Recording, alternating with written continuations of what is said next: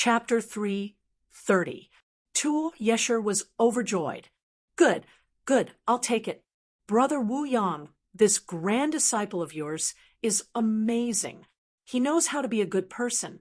Ha ha, ha ha ha. Wu Yang smiled.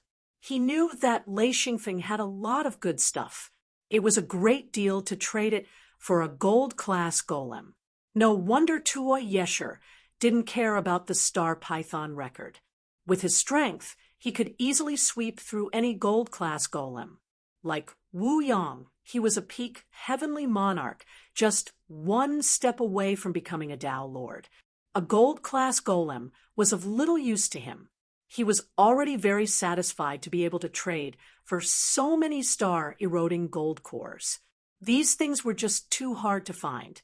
Wu Yang said, "So many star-eroding gold cores. It should be enough for you." Tuo Yesher grinned. "Yes, it should be enough. Hee, a gold-class golem isn't much. This time, I collected a celestial crystal golem. That's what I call amazing." Wu Yang's expression changed. "How is that possible? I've only heard of heaven crystal humanoid beasts. I've never seen one. Moreover, you can't beat heaven crystal humanoid beasts. It's a weapon that can be used against Tao Lords." Tuo Yesher chuckled. "Do you think I didn't gain anything after spending so many years in the Forbidden Grounds? Too bad, I can't revive this one." Wu Yang said exasperatedly, You picked it up. No, it's not a living celestial crystal golem." "Nonsense," Tuo Yadi said. "If it had been a living heavenly crystal avatar, I wouldn't have been able to get out. That was a close call. I was exhausted, but then a heavenly crystal avatar popped up in the end. It almost scared me to death." Lei Xingfeng asked curiously, "Senior, what's going on?" He was also very curious about the Forbidden Grounds. One had to know that they had gained a lot at the borders of the Forbidden Grounds and had almost been trapped. He couldn't imagine what the inside of the Forbidden Grounds was like. Tuo Yesher sighed and said, "The great Forbidden Land." Everyone could hear the love and hate in his voice. The great Forbidden Land was left behind in ancient times. As for who left it behind, we still don't know. The only thing we know is that we should be considered one of the branches of the great Forbidden Land. Even our cultivation methods and our secret sects were all passed down from that time. But even so, the gap between us and that era is still very big. There are many things that are unclear. Perhaps you don't understand the dangers of the Forbidden Lands. Ha! Ninth Ring sages are considered top powers in their homeworld or the Outer Realms, but they're nothing in the Outer Realms. The Great Forbidden Lands are either ancient cities or ancient sects, but we can't be sure. The only thing we can be sure of is that there are plenty of treasures here that will be very helpful to our cultivation. Yang Qi nodded. Wu Yang said, "In fact, we can find even more powerful cultivation methods in the Forbidden Lands. As long as we can learn and understand them, our power will increase exponentially." Tuo Yesher nodded. "Yes, but the Forbidden Lands are also very dangerous places. If you're not careful, you'll be trapped. Even if you can't be killed, you'll be exhausted to death. Generally speaking, unless you're a Tao Lord, you shouldn't enter the core area of the Forbidden Lands." Ha! Just like how I was trapped. If I had the power of a Tao Lord, I probably would have escaped long ago. Lei Xingfeng had been to the Outer Realms and the Forbidden Lands. Although he hadn't entered the Forbidden Lands himself, he'd still wandered around the outskirts. He'd gained quite a bit of knowledge about the Outer Realms. But to Yu Ko, Xian Zhaoluan, and Qi Meiyun, this was something new. Their eyes were wide as they listened to the two patriarchs speak. Their hearts were filled with longing. After a while, Yu Ko said, "Sai, it's good enough that we're still in the Outer Realms. If we don't level up in the Outer Realms, there's no point in thinking about it. That place is too far away. There's no way we can go there." Xian Zhaoluan nodded. Yes, it's too expensive. Even if I had so many rings, I wouldn't use them in this area. Chi Meiyan said, don't think too much about it. Let's think about how we're going to find the materials to level up. I'm about to die of frustration. The three of them were deeply moved. Searching for materials was a long process. Who knew how many setbacks and years of torment they'd have to go through before they'd be able to find a single set of materials to level up? Everyone needed different materials. Any cultivator who'd relied on their own strength to reach the peak of the 9th ring had to go through such a test. And this was only the first step. After gathering all the materials, they'd have to gather a large number of rings and make countless preparations. Once all of this was done, they'd have to go through a test of life and death. If they succeeded, they'd become a monarch. If they failed, they'd die. There was no luck involved. This was every 9th ring sage's life and death trial. Some 9th ring sages who'd reached the peak of the 9th ring sage might have prepared everything, but they still didn't dare embark on the path to level up. The possibility of death was just too great. Tuo, Yesher, Wu Yang, and Gucci were all people who'd experienced this before. They obviously knew how dangerous it was. Gucci said, "You have to have confidence. If you don't have confidence, how can you level up? Then just be a 9th ring sage for the rest of your life." None of the 4 disciples present would be satisfied with being a 9th ring sage for the rest of their lives. Reaching the 9th ring sage body was a foundation that allowed them to break away from being a mortal. If they couldn't reach this height, then so be it. But they'd reached this height with their own talent and hard work. No one was willing to stay in this realm. The difference between a monarch and a 9th ring sage was like heaven and earth.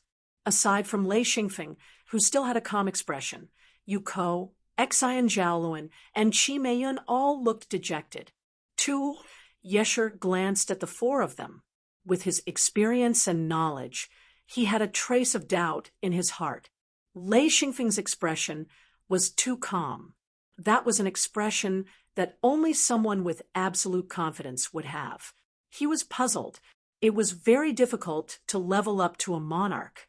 Could it be that this little guy had a legendary treasure? But then he denied it. How could there be such a treasure? No one knew that not only did Lei Xingfeng have Saint crystals, but he also had the shifting glory potion. Just one of them was enough to guarantee his advancement. If they were combined, it would be impossible for him to fail even if he wanted to. This kind of preparation was too frightening. More than a dozen monarchs came one after another, all wanting to trade for the star-eroding gold core. A few of them just happened to have thunder attribute materials and successfully traded for the star-eroding gold core from Lei Xingfeng. The news gradually spread. Many people needed the star-eroding gold core, but they didn't have any thunder attribute materials. Lei Xingfeng refused to trade. Some monarchs immediately went back to search. This was a rare opportunity. They might not be able to meet Lei Xingfeng again in the future. Of course, there were also those who wanted to use crooked methods. But seeing 2 monarch-level experts sitting in the wooden shed, no one was stupid enough to cause trouble. Feng Qinzong returned. After greeting Tuo Yesher, he sat down. Lei Xingfeng smiled and asked, "Young martial uncle, what did you trade for?" "Ah, I didn't get anything good." Gucci said, "There's no need to rush. Just wait patiently. If you want to trade for the right materials, you need to be patient. You can't rush." While they were talking, someone came in. "Hee, I knew you guys would be here. I finally found you. It's so inconvenient to be alone."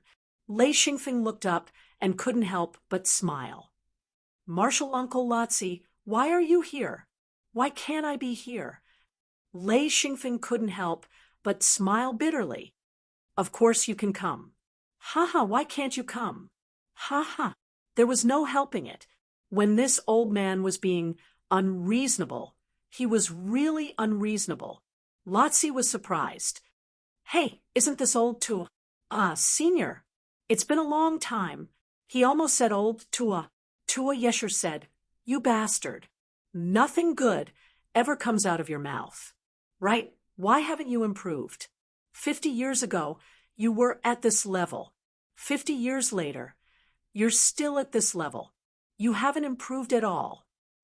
Lotzi rubbed his head and complained, Senior, it's been hard on me. I'm all alone, with no help. How can I improve?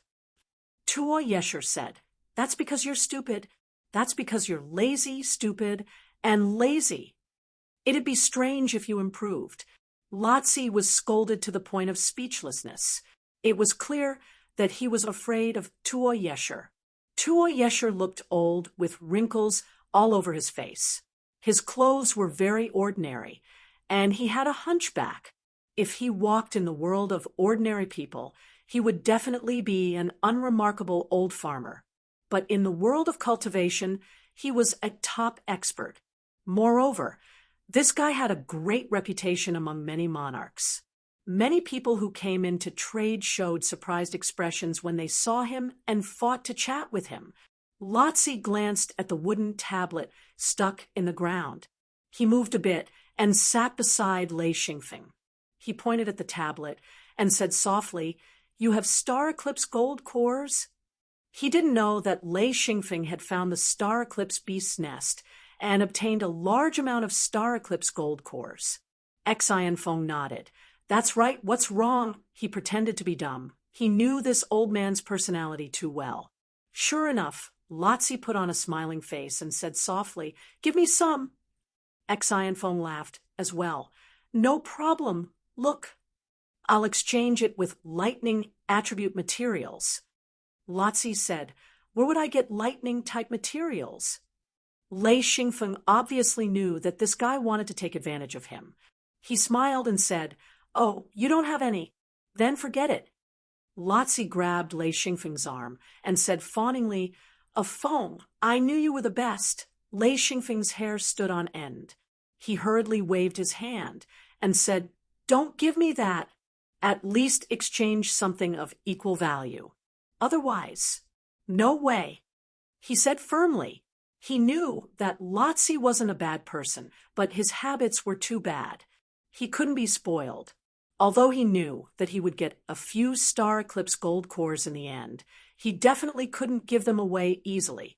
If he gave them away too easily, he wouldn't take it seriously.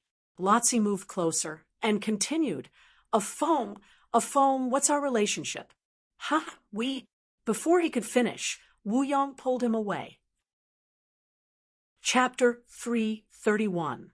Wu Yong smiled and said, What are you doing? He was watching this little grand disciple closely. When La Zi came over to Lei Xingfeng's side, there was nothing he didn't understand. He immediately focused his attention on him. Sure enough, this guy's old habits were acting up again. He actually started to ask for things for free. The planet eclipse gold core wasn't cabbage. It was an extremely precious material. It was better to dream. La Zi smiled a little awkwardly and said, Marshal Uncle, I'm just chatting with a phone. What can I do? Wu Yang knocked La Zi's head and said, Don't bully a phone. His eyes gradually became sharp. La Zi smiled and said, How could I? Wu Yang slapped him on the back of his head and scolded jokingly, You bastard, do you think I don't know your temper? La Zi covered his head and wanted to cry, but had no tears. A monarch was slapped. Of course, the strength of the slap couldn't hurt him at all, but it was very embarrassing. He said bitterly, I know, Marshal Uncle, I know. He didn't know what to say. Lei Xingfeng lowered his head, and his shoulders shook. He almost laughed out loud. Marshal Uncle La Zi's expression must be very funny right now. With Wu Yang protecting him, La Zi obviously couldn't take advantage of him. Lei Xingfeng wouldn't really offend La Zi. He wasn't that stupid. La Zi liked to take advantage of others, just like Yuko, but He was still quite good to Lei Xingfeng. He secretly handed him 2 Planet Eclipse gold cores, which immediately made La Zi beam. Wu Yong saw Lei Xingfeng's little actions and smiled. He didn't stop him and secretly praised Lei Xingfeng for being smart. It wasn't a good thing to have a monarch bear a grudge. Wu Yong was very relieved that Lei Xingfeng could quietly resolve any possible problems. Lazi's face suddenly changes. 2 people come in from outside. Wu Yang's face also becomes serious. Lei Xingfeng recognized these 2 people. When they came out from the outer realm, he had seen these 2 people. They were the creditors of La Zi. He didn't expect them to chase him all the way here. The 2 of them nodded politely at Wu Yong and then sat down on either side of La Zi. One of them put his arms around La Zi's neck and whispered a few words. La Zi's face was full of bitterness. He took out a few bags, and that person put them away with a smile. Lei Xingfeng knew that these 2 people were quite powerful. One was a heaven monarch, and the other was a perfected monarch. They suppressed La Zi to the point that he didn't have any temper at all. Wu Yong didn't say anything and just watched quietly. Tuo Yesher's eyes were cold, but he didn't say anything. The 2 of them stood up, and the heaven monarch in the lead said, "Sorry to disturb you." The 2 of them smiled and left. La Zi had an unlucky look on his face.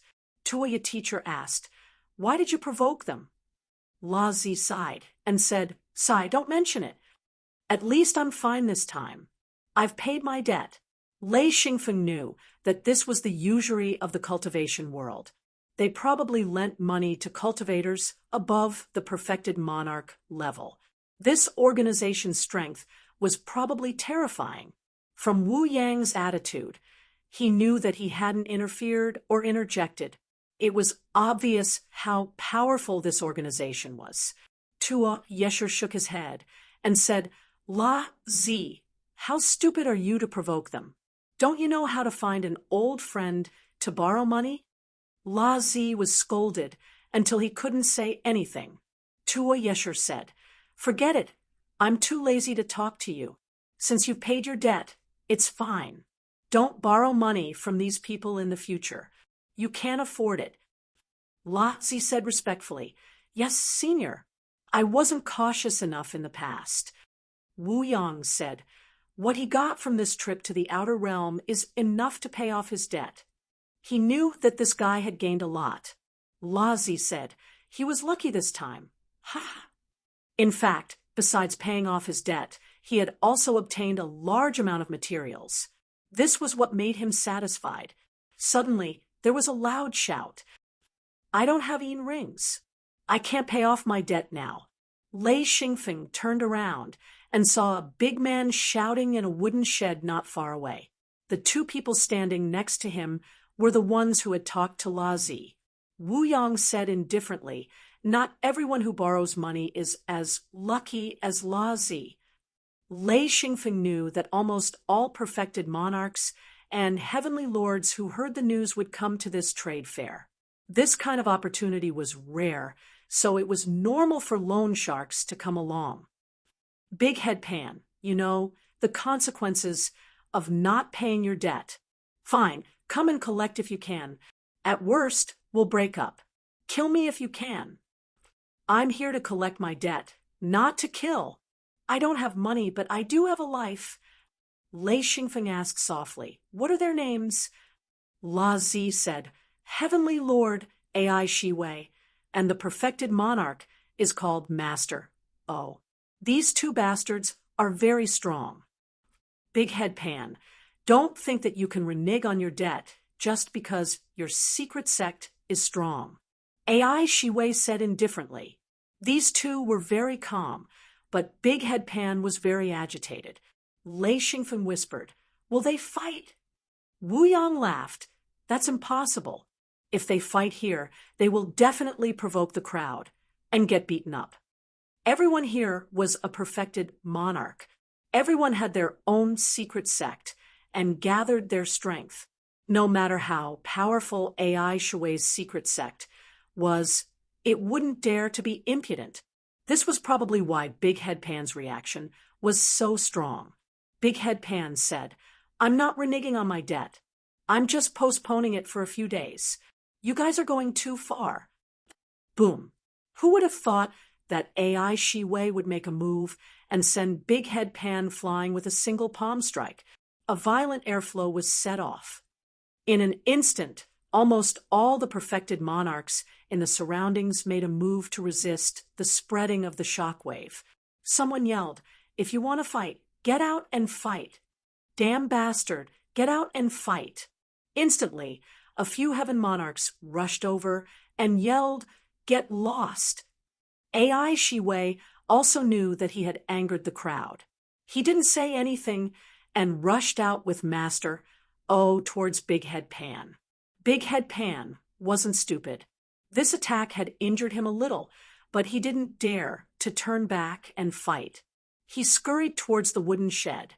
Wuyong said, "Damn it, you guys are so troublesome." He stood up and rushed out. Tuo Yaosher followed him and said, "You guys wait here." Lei Xingfeng just realized that there were quite a lot of heaven monarchs in the wooden shed. 7 or 8 heaven monarchs surrounded AI Shui and quickly forced him to stop. Wu Yang and Tuo Yaosher were also among them. AI Shui said, "Are you guys going to interfere?" Tuo Yaosher scolded, "Interfere? My ass. UF asterisk King debt collection. We can't do anything about it, but don't make a move here. If you want to fight, get out and fight." AI Shui said, "Aren't I just taking him out?" One of the heaven monarchs said, "Can't you F asterisk King wait until the trade fair is over before you go and collect the debt? It's not easy to have such an opportunity. Do you have to stir things up before you give up?" AI Shui knew that he couldn't continue like this. If he really angered everyone, even if he was beaten to death, he would die in vain. His own clan wouldn't dare to stand out as the hidden forces here were too terrifying. He said, "All right, let's go." AI Shui was very straightforward as well. He yelled, "Big Head Pan, even if you hide in the starry sky, we will still be able to find you. Just you wait. The next person who comes looking for you won't be as nice as me." After finishing his statement, he opened the secret door and left. The heaven monarchs dispersed. Tuo Yaosher came back while cursing. He said, "I hate this group of people the most. I feel annoyed whenever I see them." Wuyang also came back. He said, "You are not allowed to have any contact with these people in the future. You understand?" Gucci smiled and said, "We can't have any contact with them either." Wuyang said, "Lotzi, especially you, if you go and borrow money again, be careful that I will beat you up." Lotzi smiled bitterly and said, "I won't. I was lucky to escape this time." Lei Xingfeng said, "What will happen if you can't pay back the debt?" Tuo Yaosher said, "What else can you do? You can only sell yourself as a hired thug." Lei Xingfeng said, "That works too." Wu Yang said, "Otherwise they wouldn't be so powerful. It's all because of the debt." Lei Xingfeng smiled bitterly and said, "That's amazing. Loan sharks. If you can't get it back, you'll still get it back. To have a monarch working for them. TSK, that's terrifying." But what if someone can't pay back the debt and doesn't want to be controlled? What will happen? Tuo Yaosher said, "They will be killed. Even if it's to make an example out of them, they will still be killed." Lei Xingfeng shook his head. "Killing a monarch will probably cause chaos." Tuo Yaosher said, "As long as it's not like today's situation, they won't be afraid. In terms of strength, they are indeed very strong. They have a lot of experts under them. Dealing with 1 or 2 secret sects is not a problem at all. Even if they have Dao monarchs, they won't be afraid." Feng Chenzong said, "It's best not to mess with an organization like this." Wu Yang said, That's why I'm warning everyone not to have any contact with this organization in the future. La Zi sighed. Sigh, when they first borrow the Een ring, they won't tell you what organization they are. Once you borrow the Een ring, you'll realize you've been tricked. All the cultivators in the wooden shed area were talking. Pan, Data could no longer stay to trade. He opened the secret door and left. No one knew how he was going to avoid the debt collectors. Many people watched as Pan Data left. La Zi said, "This Pan Data is going to have a hard time in the future. Maybe he'll have to hide in the outer space to get rid of them." Wu Yang said, "That's suicide." La Zi said, "It's better than being killed." Wu Yang said, "What's the difference? It's still death." Lei Xingfeng said, "The outer space may be dangerous, but at least there's a chance of survival." Wu Yang said, "Survival my ass. It's not like you haven't been there before. That place looks peaceful, but it's full of danger. If you're not careful, you'll fall into it and die without even knowing how you died. A monarch there is still weak." Xian Feng had to admit that Wu Yang was right, but he also knew that if he could endure it and live in the outer region of the universe where resources were plentiful, his growth in strength wouldn't be something that other places could replace. Of course, there were dangers everywhere. Even if he didn't live in the outer region of the universe, would there be no dangers in other places? But he wouldn't argue with his ancestor about this. Tuo Yesher said, "I know a guy who's really strong. After he became a monarch, he stayed in the outer space and didn't come out. Later, he cultivated until he became a heavenly monarch and even reached the peak of heavenly monarch. He was just one step away from becoming a Dao monarch." Chapter 332. Wu Yang said, "This doesn't mean that others can survive." Lei Xingfeng was interested and said, "Martial uncle, is that person still in outer space?" Master Tu Yesher laughed. "Of course. This guy is strong. He once killed a star beast when he was a true monarch. Haha. He dared to enter the great forbidden land when he just became a heavenly monarch. He's not the kind of person who finds a place to live in seclusion. He's constantly exploring and has experienced countless life and death situations. If we were to compete in combat strength, he could have fought me to a draw when he just became a heavenly monarch." Wu Yang was surprised. "You were at the peak of heavenly monarch then?" "That's right," Tuo Yaosher said. "His fighting style is different from ours. He comes and goes like a ghost. If you're not careful, you'll fall into his rhythm and be forced into a passive position. I tried to fight him once, and I learned a lot from it." Wu Yang said, "Amazing. I wonder if I can get to know someone like that." Tuo Yesher said, "There's a chance. He's already left outer space and went to vast ocean dream. When you become a Dao monarch, you might be able to meet him." Haha. Wu Yang's face clearly showed his shock. He said, "This person is too bold. He actually dares to directly enter the vast sea dream devil. What's so great about that?" Master Tuoyama said, "He dared to live in outer space when he was a true monarch. Now that he's a heavenly monarch, what's so strange about him going to the vast ocean dream devil? He's a freakish genius. Bold, meticulous, and courageous." Wu Yang shook his head. "I can't compare to him." Tuo Yesher nodded. "Neither can I, but there are too few people like him." The group of people all revealed expressions of admiration. This kind of person was truly a monster. Xian Feng admitted that he was inferior. Of course, if he was forced to such a state, perhaps he would be able to withstand it, but he wasn't sure. If a person was not forced into a desperate situation, it would be very difficult for him to explode. The reason why that person was admirable was because he had chosen to enter a desperate situation himself. He was also powerful enough to survive. This was not simple. Wu Yang said, "There's no need to envy him. As long as we follow the prescribed order, sooner or later, we'll be very powerful." he comforted his disciples. Tuoya teacher said, I'll go see if there's anything good. Hee, I'm still missing a few materials. Yuko, Xian Jaluan, and Chi Mayan also stood up and said, Master, Grandmaster, let's go take a look. Wu Yang nodded and said, Go, don't cause trouble. They followed Tuo Yesher out. Lei Xingfeng stretched and said, Why do I feel a little hungry? La Zi knew that Lei Xingfeng had a lot of good food. He smiled and said, I think I'm a little hungry too. Hee Afeng, what's good? Lei Xingfeng looked at him, speechlessly, and said, There's a lot.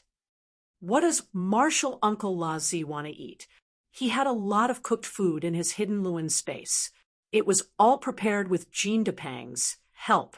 He took out a large plate of shortbread, a large plate of cut meat, a large plate of braised meat, and a large pot of fishman wine. Lei Xingfeng smiled and said, Eat, these shortbread are absolutely delicious. Wu Yang, Gucci, and Feng Chenzong all sat down and grabbed the shortbread to eat. The black bird opened its eyes and said, This bird is hungry too. Xian Feng took out some golden eagle meat. Using a small knife to cut it open, he placed it on a plate and said, Eat. The black bird flew to the side of the plate and ate a mouthful of golden eagle meat while complaining, Disgusting, and then ate another mouthful of golden eagle meat before complaining again. La Zi smiled and said, This bird is still so naggy. The black bird swallowed a piece of golden eagle meat and turned its head to look at La Zi. The disdainful look in its eyes immediately amused Wu Yang. He said, La Zi, haven't you suffered enough from this bird? The black bird's mouth was very cheap, and the words it said made people not know whether to laugh or cry. La Zi had suffered before. Lei Xingfeng laughed and said, This bird has a bad temper. Hee. The black bird snorted and ate the meat. After it finished a plate, it said, It's disgusting. Give me something else, for a change. Gee, it's not easy being a bird. Feng Chenzong smiled and said, Feng, it's not easy to raise a bird. Lei Xingfeng said, It's okay. This bird is usually quite obedient.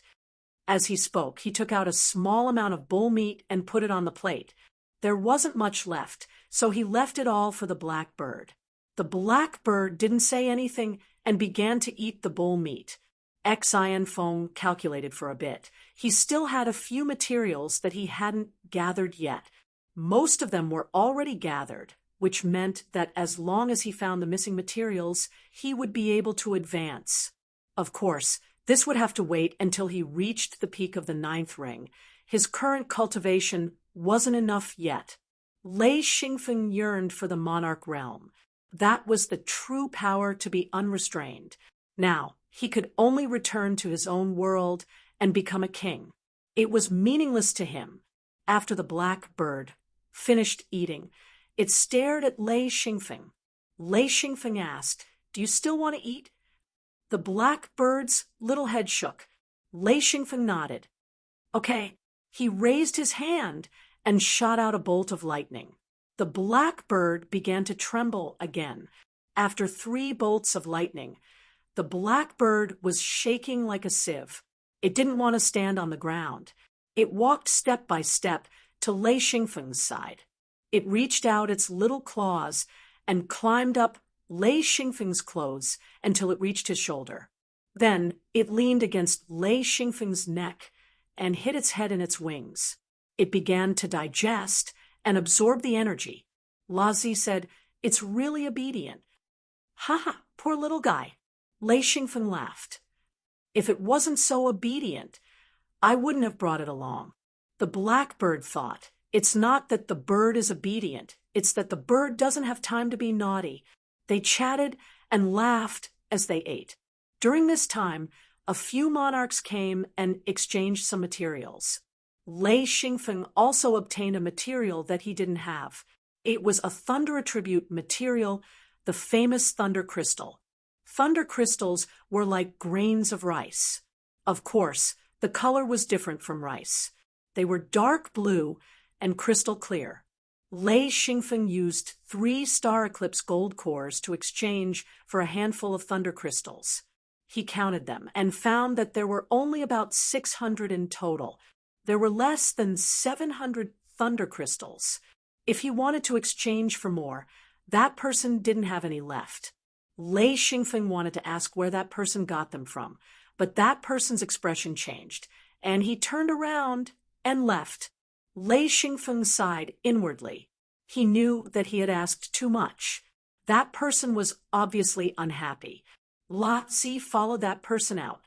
After a while, La Zi came back and sat down. He smiled and said, "For you." He took out a jade tablet and handed it to Lei Xingfeng. Lei Xingfeng asked curiously, "What is this?" La Zi said, "Ding Qianyu, the coordinates of the outer world." The coordinates of the outer world could usually be recorded in the Star Python record. However, the truly powerful ones were recorded in a type of jade called Ding Qianyu. Ding Qianyu was a person's name. The Ding Qianyu's location function was invented by him. Lei Xingfeng knew about Ding Qianyu and said, "Location of the outer world? Is it a place where thunder crystals are produced?" La Zi rolled his eyes and said, "Nonsense. Why else would I chase after them?" Lei Xingfeng was really grateful this time. He could barely use the thunder crystals he had just exchanged. However, he still had a Yi who was of the thunder attribute. He also needed thunder crystals. That was why he wanted to find the outer world. He planned to find it himself. La Zi said, "Ding Qianyu is also a material, but it's not very precious.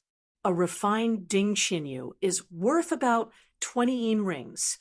If you implant the coordinates, it's a bit more expensive. Of course, it shouldn't be much to you." Lei Xingfeng said, "A bit more expensive? How much is a bit more expensive?" La Zi said, "It depends on the place. Some outer worlds with a lot of resources or rare resources are more expensive. It's usually not more than 1,000 yin rings. The cheaper ones, for example, the place we're in right now is an abandoned outer world. Usually, it's just a few yin rings. People wouldn't even want it if it was given away for free." Gucci said from the side, "A phone, you have a lot of yin rings. You can collect some Ding Qianyu when appropriate. It's also a very precious resource." Lei Xingfeng nodded. "I haven't paid attention to it. I'll pay attention to it in the future." It was no wonder that Lei Xingfeng didn't pay attention to it. Every time he went out, he was taken by others. He didn't even have a chance to take the initiative. Plus, his speed of advancement was too fast. He didn't have a chance to settle down, nor did he have a plan of his own. He advanced to 9th ring like a rocket, although he obtained countless treasures. He also lost the experience of tribulations and setbacks. Fortunately, this wasn't his first life. The life experiences and experiences of his previous life were naturally brought over to this life, allowing him to barely keep up with his cultivation. After reaching 9th ring, Lei Xingfeng couldn't quickly reach the peak of 9th ring because he didn't find a suitable thunderstorm. Plus, he had to continuously search for materials and treasures. Finally, he had the chance to settle down and gradually come into contact with many things that he had overlooked before. According to Lei Xingfeng's understanding from his previous life, he had all the hardware. What he lacked was the soft power. He needed to fill in the gaps and explore them bit by bit. Wu Yang said, "When we go back, I'll give you some Ding Qianyu. Some outer worlds are pretty good. You can go search for them. With your luck, you should be able to get a good harvest." Gucci also said, "And when you go back, come to my place. I have some Ding Qianyu for you too." La Zi said, enviously, "AI, this is the benefit of having elders." A phone, I have some too. Next time, I'll ask someone to bring it to you." Lei Xingfeng was extremely happy. He repeatedly thanked him. This was the benefit of being a straightforward person. Feng Qinzong sighed in his heart. He was still a monarch, but his master and senior brother treated Lei Xingfeng so well that it made him a little jealous. Fortunately, he didn't need to go to the outer worlds anymore. In the future, he would basically go to outer space for his activities. Thinking about the suffering he had when he was a ninth ring sage, he couldn't help but sigh. However, he didn't take his anger out on Lei Xingfeng. He had also benefited a lot from Lei Xingfeng. He just sighed.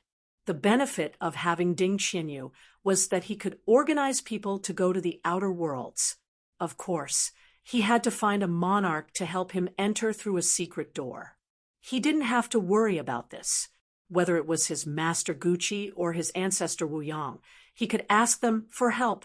If the two of them were busy, he could also ask Feng Qinzong or even La Zi to open the secret door. Chapter 3:33. In the evening, Tuo Yesher brought Yuko and the other two back. After a round of trading, the results were not bad. At least Xian Zhaoluan and Qi Meiyun were satisfied. The two had many good things in their hands, such as the Fishman wine. As for Yuko, it was a bit more painful. He did not have many things in his hands. Tuo Yesher returned to the wooden hut and sat down. He said, "I'll take this opportunity to meet a few old friends. I haven't seen them for many years." Lei Xingfeng said, "It's getting dark. Ancestor, how many days will we stay here?" Wu Yang said, "There are still many people not here. Since there's nothing to do, let's see what we get. If we're satisfied, we can go back. If not, we can wait." As the sky gradually darkened, flames started to burn in the wooden hut. Xian Feng also placed a few large copper basins in the wooden hut and set them on fire. Xian Feng purposely set up a kettle and used the fire from the copper basins to boil the water. The clamor gradually died down. Lei Xingfeng leaned against the fire and took out the Star Python record to read. The Star Python record recorded the assembly and disassembly methods of the humanoid beast, as well as how to set it up and how to command it. It was very detailed. This was a technical information. The setup was very simple. There were 4 modes. One was attack mode, one was defense mode, one was standby mode, and one was patrol mode. These 4 modes could be chosen. The energy of the humanoid beast was filled with the sky divination crystal. Of course, if it was not set up beforehand, once it was filled with energy, things could go wrong. For example, if the humanoid beast that Lei Xingfeng obtained was filled with energy, the humanoid beast would definitely attack him. Lei Xingfeng easily understood the structure of the humanoid beast. It was also easy for him to understand how to control the humanoid beast. The creation part was more complicated, so Lei Xingfeng did not have time to study it carefully. However, he quickly got the hang of everything else. It's not difficult. Why did Senior Tuo say that even he couldn't figure it out? Lei Xingfeng muttered to himself. According to his understanding, a humanoid beast was nothing more than a torso, head, and limbs. There was also the location where the energy was stored, the control center, and the pipes or circuits that transported the energy. According to this understanding, it was easy to find the corresponding descriptions in the Star Python record. Perhaps some of the descriptions were not clear, but it did not hinder him from understanding and learning. In just one night, Lei Xingfeng had already figured out the internal structure of the doll beast, how to control it, and how to fill it with energy. Fortunately, he had the sky divination crystal, or else he would not have been able to restart the doll beast. He took out a silver puppet from his hidden Luan space and started to test it according to the Star Python record. The core was located at the abdomen of the mannequin beast. The skin of the mannequin beast was the skin of a star beast. It had been refined with a special method and was extremely tough. If one didn't use the correct method, It would be difficult to tear it apart even with a knife. With the records of the star python record, Lei Xingfeng easily disassembled it. The core was a gray crystal that was stuck in a metal shell.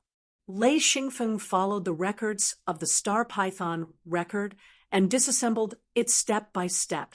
Finally, he took out the gray crystal that was only the size of a thumb. If he didn't disassemble it correctly, then this core crystal would immediately turn into ashes. It was no wonder that the broken doll beast couldn't be put back together.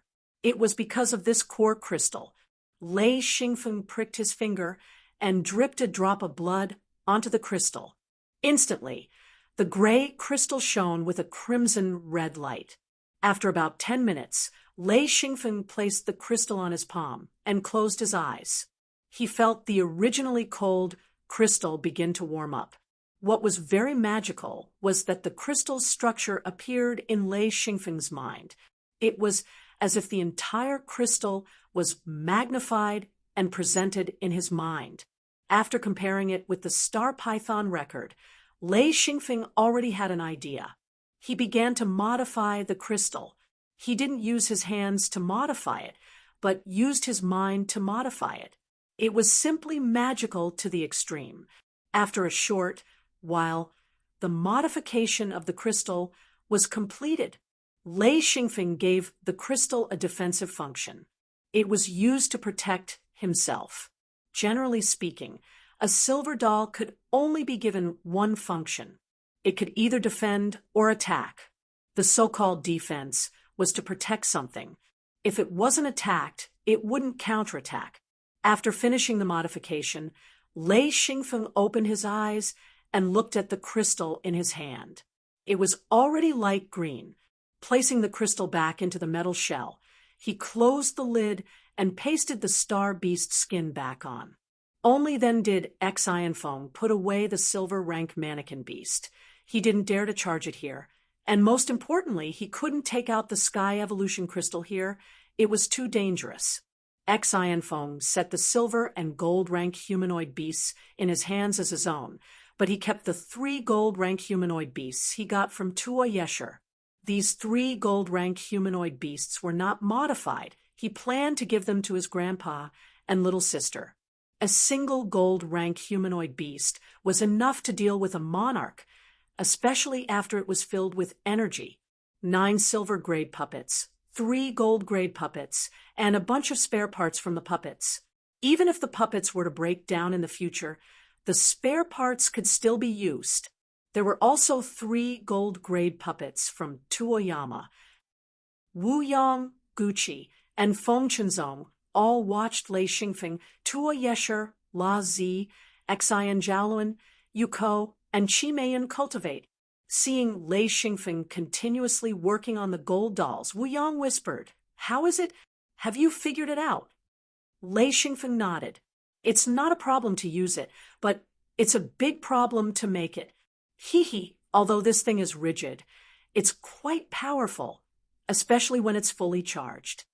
Wu Yang said, "Come, teach me how to control the gold dolls." Controlling the core, choosing the mode, and learning the commands. Actually, controlling the gold dolls was very simple. However, without the star python record, it was impossible to decipher. Soon Wu Yang, Gucci, and Feng Chenzong all learned, especially Feng Chenzong. He originally planned to sell the gold dolls he had, but once he learned how to control them, not only did he not want to sell them, but he also wanted to buy other people's gold dolls if he had the chance. This thing would be of great help to him. Once these gold dolls could be activated, Gucci's secret door strength would increase by a large margin. This was true martial power, comparable to a true monarch's gold dolls. They could even fight against a heavenly monarch. Of course, in a real fight, the gold dolls would still be a bit weaker. After all, they were manufactured and couldn't be compared to humans. Sometimes mannequin beasts could be of great use, but sometimes it wasn't. However, to Xianfeng, with so many mannequin beasts in his hands, his growth in strength was terrifying. A single silver level mannequin beast could defeat a ninth ring sage. Back then, Senior Lotzi had been beaten by a few silver level mannequin beasts. His strength wasn't just for show. The few of them muttered and took out the gold dolls from time to play around. Soon, they woke up the others. Tua Yesher opened his eyes to look at the busy people. He was shocked. You guys have quite a few mannequins." With his strength, having mannequins or not wasn't of much help to him. That was why he sold the Star Python record and the gold level mannequins to Xi and Foam. He didn't expect that these people would have their own stock and complete mannequins. Lei Xingfeng smiled. "I got them by chance when I went to the forbidden area last time." Tua Yesher's eyes widened. He pointed at Lei Xingfeng. "Ah, you've been to the forbidden area?" Lei Xingfeng nodded. "Yes, I've been to both the small and large forbidden areas. However, I didn't dare to enter the large forbidden area. I just walked around the periphery and left." Tua Yesher said, "My mother, you dare to enter the forbidden area as a ninth ring sage? Impressive, impressive." Lei Xingfeng smiled. "I went with the founder. With the founder's protection, why wouldn't I dare to go?" Tua Yesher immediately knew that Lei Xingfeng was Wu Yang's favorite grand disciple. Otherwise, he wouldn't have brought him to the outer realm. It was too dangerous. He said, "Brother Wu Yang, you're so bold." Wu Yang smiled faintly. He didn't explain as he couldn't. Xi and Feng was able to find such good things. The last time he went to the outer realm, his harvest was even greater than the 3 times he had gone. The amount of precious materials he had obtained was inconceivable even to him. If he were to go to the outer realm again, he would bring Xi and Feng along without hesitation, even if he had to pay for it. Of course, Tua Yesher didn't know the secret. He said, "The gold dolls aren't the best. There are more powerful things." Wu Yang said, "What are they? Why don't I know about them?" Tua Yesher said, "Have you seen a refined star beast?" Wu Yang said, "What? How is that possible?" Master Tua Yesher chuckled. "There's some at the very core of the forbidden grounds. Most likely, only Tao Lords would be able to withstand them. In any case, I only gave them a single glance before turning tail and fleeing. I didn't dare to go near them at all. Fleeing was the right choice." "Ha ha," Wu Yang said. "More than one?" Tua Yati laughed. "Ha, you're the smart one, brother. That's right, it's a group of them. My legs are about to give way. Motherfucker, even a Tao Lord would have to run if he came. I can't figure out what kind of treasure is there that's worth so many astral beasts protecting it." Lei Xingfeng asked curiously, "Aren't there sky crystal dolls?" Tua Yaosher said, "The Forbidden Lands usually have silver and gold tier humanoid beasts in the outer perimeter. There are also all sorts of strange traps. Once you enter the Forbidden Lands, you will find gold and sky crystal humanoid beasts in the outer perimeter. Most of them are gold tier humanoid beasts, with a few sky crystal humanoid beasts. If we were to draw circles for the Forbidden Land, there would be a total of 4 circles. The outermost circle would be the periphery of the Forbidden Land, the third circle would be the edge of the Forbidden Land, and the second circle would be the main area of the Forbidden Land. Here, you can encounter mannequins. Most of them are heaven crystal mannequins, and only a few are gold mannequins.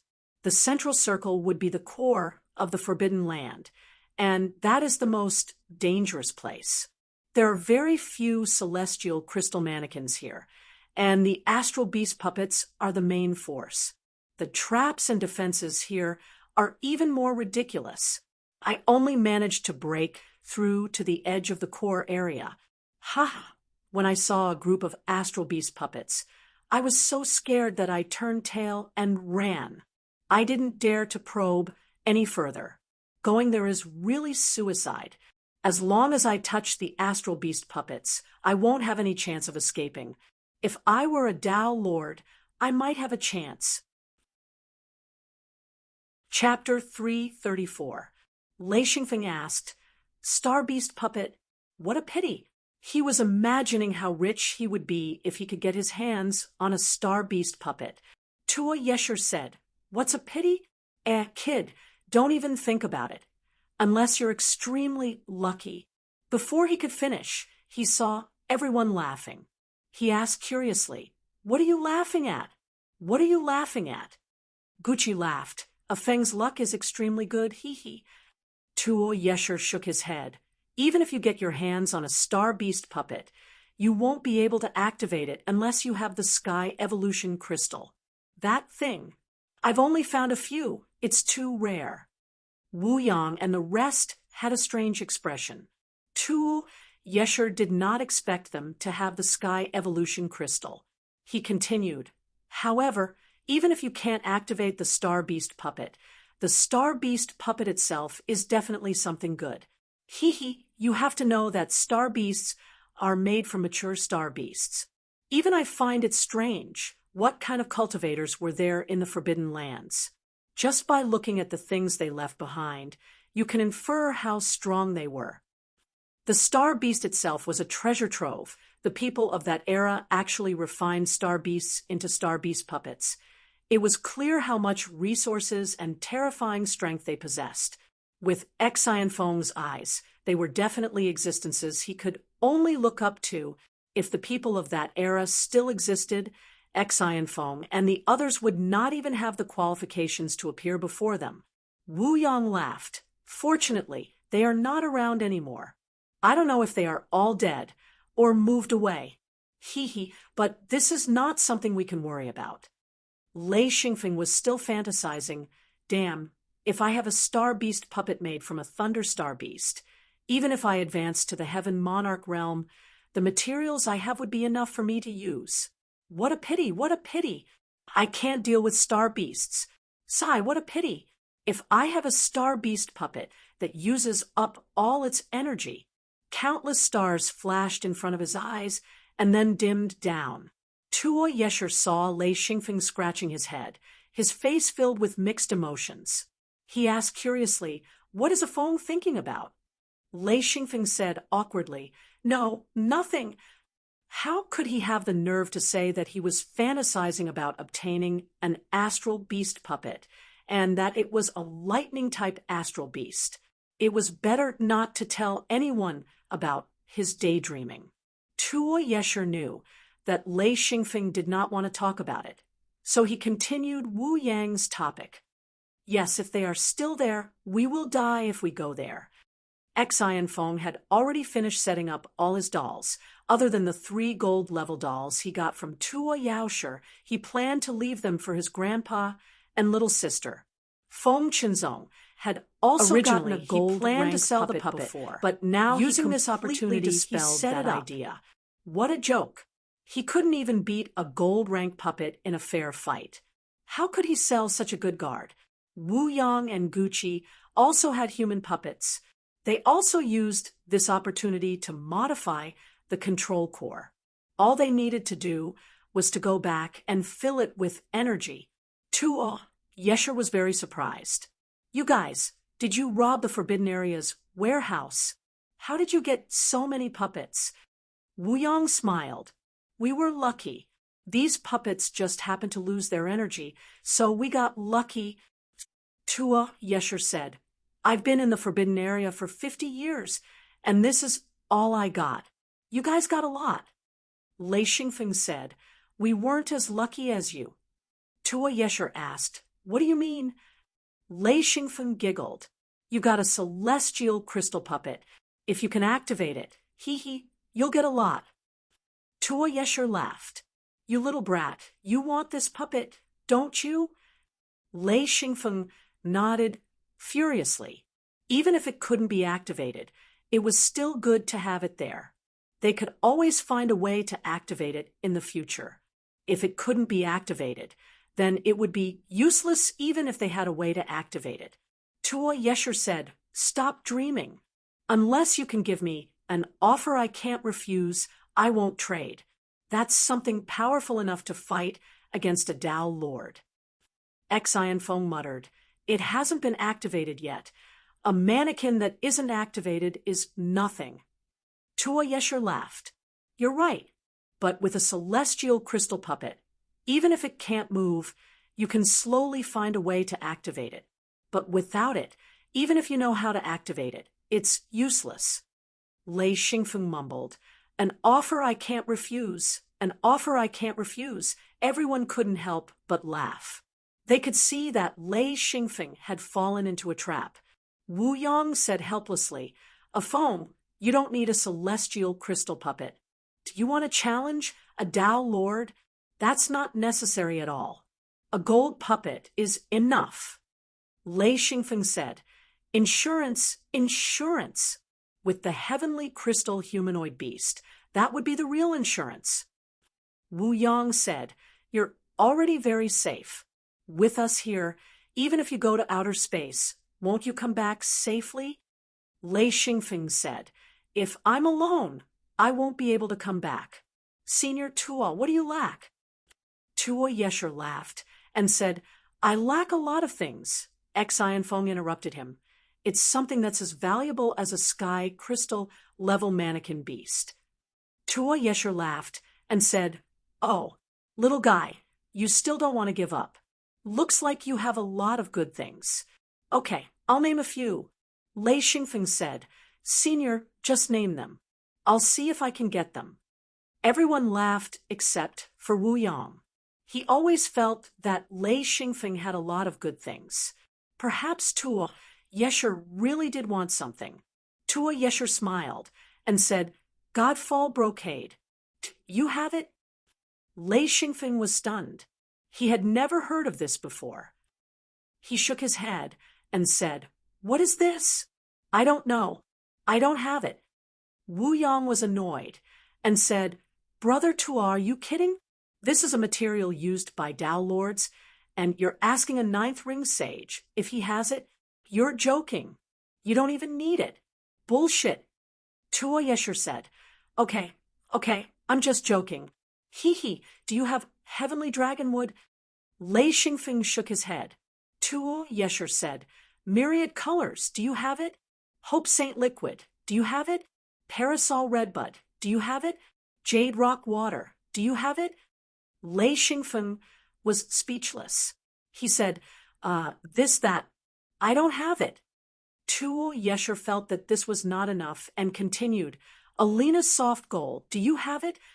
Lei Xingfeng shook his head helplessly.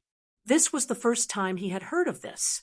The materials needed by Tao Lords were too far away for him to know. Tua Yesher sighed and said, It's not that I don't want to give you a chance, but you don't have it. Okay, I'll ask two more things. Do you have red thread worms and smoke liquid? Lei Xingfeng said, No. Tua Yesher spread his hands and said, Then I have no choice. Lei Xingfeng suddenly reacted and shouted, I have it. Someone outside the wooden shed scolded, Shut up. Lei Xingfeng whispered, This smoke liquid and red thread worms. I have it.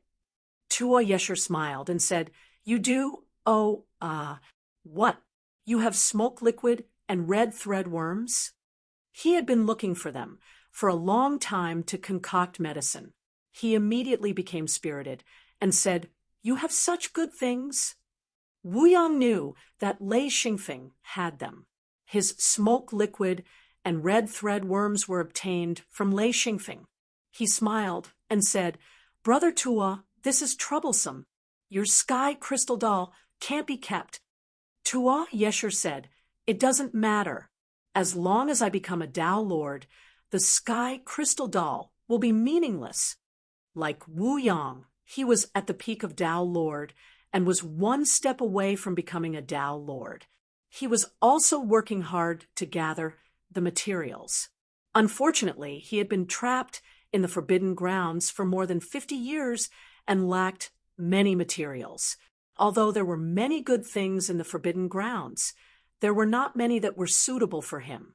Smoke liquid and red thread worms were important materials for concocting medicine, and medicine was an important method to help one's advancement. He asked, How are the quality? Lei Xingfeng was overjoyed. Finally, there was something that he needed. This gave him hope. He said, "Supreme-grade smoke liquid and red thread worms, hee." He had obtained several treasures from the spotted cane plains. One was the commonly used pitch ebony, the other was black goldstone, and the other was smoke liquid and red thread worms. The smoke liquid was not rare, but the red thread worms were very rare. Without a certain amount of luck, one might not be able to find them. Unless one searched the caves one by one, it would be extremely difficult to find a few red thread worms in the hundreds of thousands or even millions of small caves. If not for Lei Xingfeng's exceptional eyesight, he might not have been able to find them. The most interesting thing was that Lei Xingfeng did not know what the red thread worms were used for. What was even more unexpected was that they were treasures that even a heaven lord needed. Therefore, he did not collect them on a large scale and stopped after finding some. He was determined to go to the spotted cane plains again, if he had the chance. Tuo Yesher was in a difficult position. Although the smoke liquid and red thread worms were precious, they were still far from being comparable to the sky crystal puppet. However, he had already said that he would lose face if he did not exchange them. Wu Yong could not help but laugh. He said, "Brother Tuo, exchange them. You are a heaven lord, after all. You can't bully a child." Tuo Yesher said, "All right, 2 pairs of red thread worms and supreme-grade smoke liquid." Lei Xingfeng relaxed. He said, "All right, 2 pairs of red thread worms and supreme-grade smoke liquid." He had already taken them out. In fact, he only had a little left. When he got the red thread worms and smoke liquid, he gave them away. He had originally kept them for himself. Tuo Yesher complained in his heart. What he said just now was actually a trap. He bet that Lei Xingfeng did not have 2 red thread worms. He did not expect Lei Xingfeng to take them out without hesitation. Now, he could not find an excuse to not give Lei Xingfeng the sky crystal puppet. He sighed and said, "I am asking for trouble." Everyone laughed, who asked Tuo Yesher to show off. In the end, Lei Xingfeng took out something that he wanted. It was not surprising. After all, he did not know that Lei Xingfeng was famous for his good luck. Chapter 3:35. Tuo Yesher took out the crystal golem and handed it to Lei Xingfeng. "You're smart, kid. Consider yourself lucky." Xian Feng looked at the sky crystal mannequin beast. He was completely stunned. The mannequin beast was completely different from the gold mannequin beast. It was as if it was carved out of crystal. Xian Feng didn't know how to make it or how to activate it, let alone Lei Xingfeng. Even Wu Yong hadn't seen it before. "A phone, let me see." Wu Yong said. Lei Xingfeng handed the golem to Wu Yong. Wu Yong was full of praise. "Good fellow. It's exquisite to the extreme. Strange. Why is it so small?" "Small," Tuo Yesher said. Once activated, it will grow a little more than a meter. But this thing's phantom can reach 8 to 9 meters and condense into a solid body. That kind of attack is terrifying. It's just that I don't know how to activate it." Everyone looked at it and clicked their tongues in amazement. This thing was exquisite to the extreme. Even if it couldn't be activated, it was still a beautiful ornament. Finally, the golem was passed to Lei Xingfeng. He took a closer look. Its entire body was like a crystal sculpture, but Xian Feng knew that it wasn't sculpted. Its head was like a gorilla's face. It already had the appearance of a human. Xian Feng could see the fine hairs on its body clearly distinguishable. Its slightly arched back resembled Tuo Yesher's. Its 2 hands were crossed in front of its chest, its 2 hands clasped together. One could clearly see that its fingers had already turned into blades. The statue glowed with a faint rainbow light. Occasionally, A ray of light would spread from his feet to his head. Lei Xingfeng sighed. Beautiful. Exquisite. For this little thing to be able to fight against a Tao Lord was simply inconceivable. Too bad. It can't be activated. Tuo, Yesher said unhappily, if it could be activated, you wouldn't be able to take it away. He was still a bit reluctant. In order to save face, he gave it to Lei Xingfeng. His heart ached, and he reminded himself not to show off in the future. The treasure would be gone if he showed it off. Lei Xingfeng kept it with a smile. Thank you, Senior. Ha ha. He was overjoyed. He didn't expect to get it. As long as this thing was developed, it would be a great killing weapon. Even a heavenly lord wouldn't be able to deal with it. Of course, this was only Lei Xingfeng's dream. He didn't know how to activate the crystal golem. He could only keep it as a collector's item. Lei Xingfeng kept the golem and took a big gulp. He smiled. Ancestor, I still lack a few materials. Let's see if I can get them today. He didn't want to spend more time here. If I can't, I'll go back. If I can't? Wu Yang nodded. Fine. I'll open the secret door later and let you go back. At this time, the sky was bright. Another day had begun. More monarchs arrived. Almost all the wooden sheds were occupied. A few monarchs left. As the sky brightened, the wooden sheds became noisy again. Lei Xingfeng found that thunder-type materials were very rare. Maybe it was because there weren't many thunder-type cultivators. After an entire day, he didn't get any materials. Although many monarchs coveted his star-eroding gold core, he didn't need anything else. Instead, he got some wood-type materials for Lei Xingyao and some Ding Qianyu. In the evening, Lei Xingfeng left the trade fair and returned to the secret treasure space. As for Wu Yang and the others, they continued to stay at the trade fair. Lei Xingfeng returned to his residence. Mad Eagle greeted him. Afong, you're back. How did the trade go? Jean Daya and Tiger Love followed behind Mad Eagle. Lei Xingfeng said, Not bad. Right, where are my Yi and little sister? Mad Eagle said, The old man left with little sister. He told me to tell them that he'll be back in a while. They should be going to the outer world to collect materials. Lei Xingfeng smiled bitterly. What's the rush?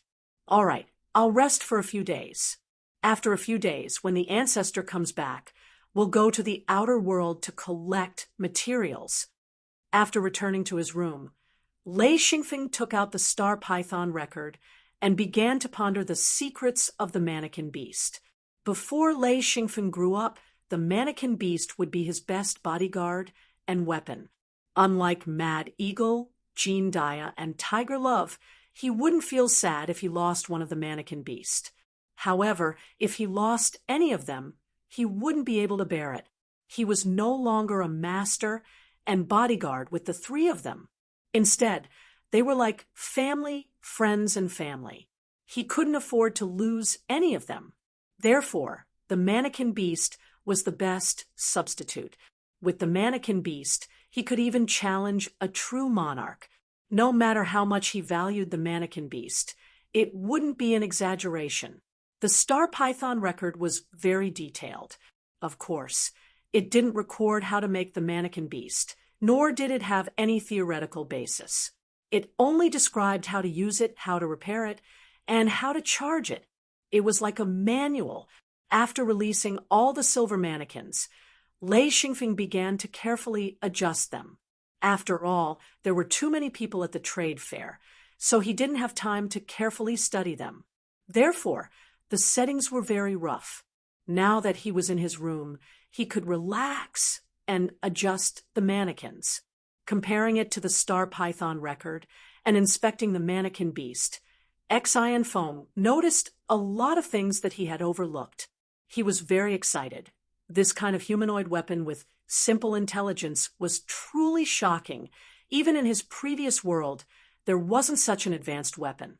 The silver mannequin beast relied on its own body to attack.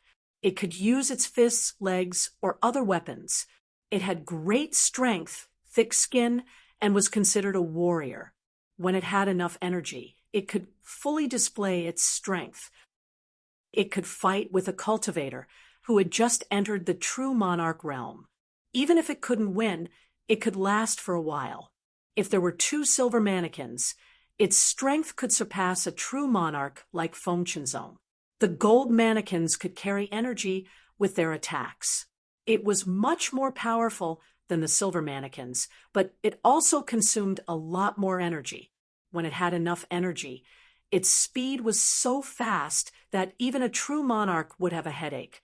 1 gold mannequin beast could fight with a high-level true monarch. 2 gold mannequins could even fight with a peak true monarch. They could even block a heavenly monarch for a while. Lei Xingfeng couldn't believe how powerful they were. When they were in the forbidden area, the mannequins couldn't display their full strength. The main reason was that they didn't have enough energy. When they ran out of energy and the tower stopped transmitting energy, the mannequins became idols and couldn't be used anymore. Just like Master Tuo Yesher, the sky crystal mannequin he obtained was because he ran out of energy. Otherwise, he wouldn't have been able to obtain it. He might even have been killed by the sky crystal mannequin. After reading the Star Python record at least 5 times, Exinfeng sighed. He couldn't find any records of the sky crystal mannequin beast. He sighed, "What a pity! If only I could activate it, I would be able to enter outer space alone." 2 days later, all the silver and gold mannequins were fully charged. If it weren't for the sky evolution crystal, Lei Xingfeng wouldn't have been able to do anything even with the Star Python record.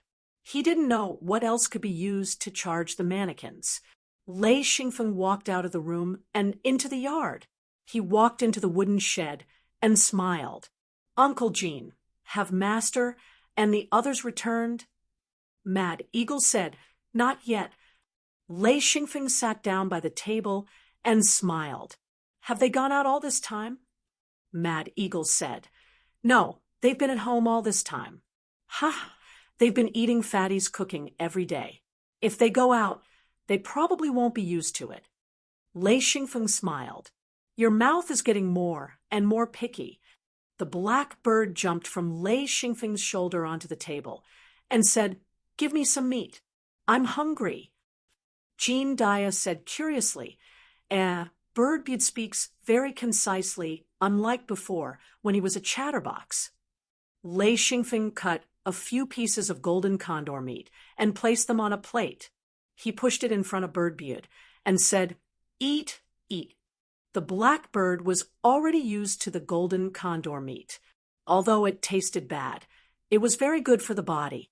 It jumped to the side of the wooden plate and began to tear and eat the meat.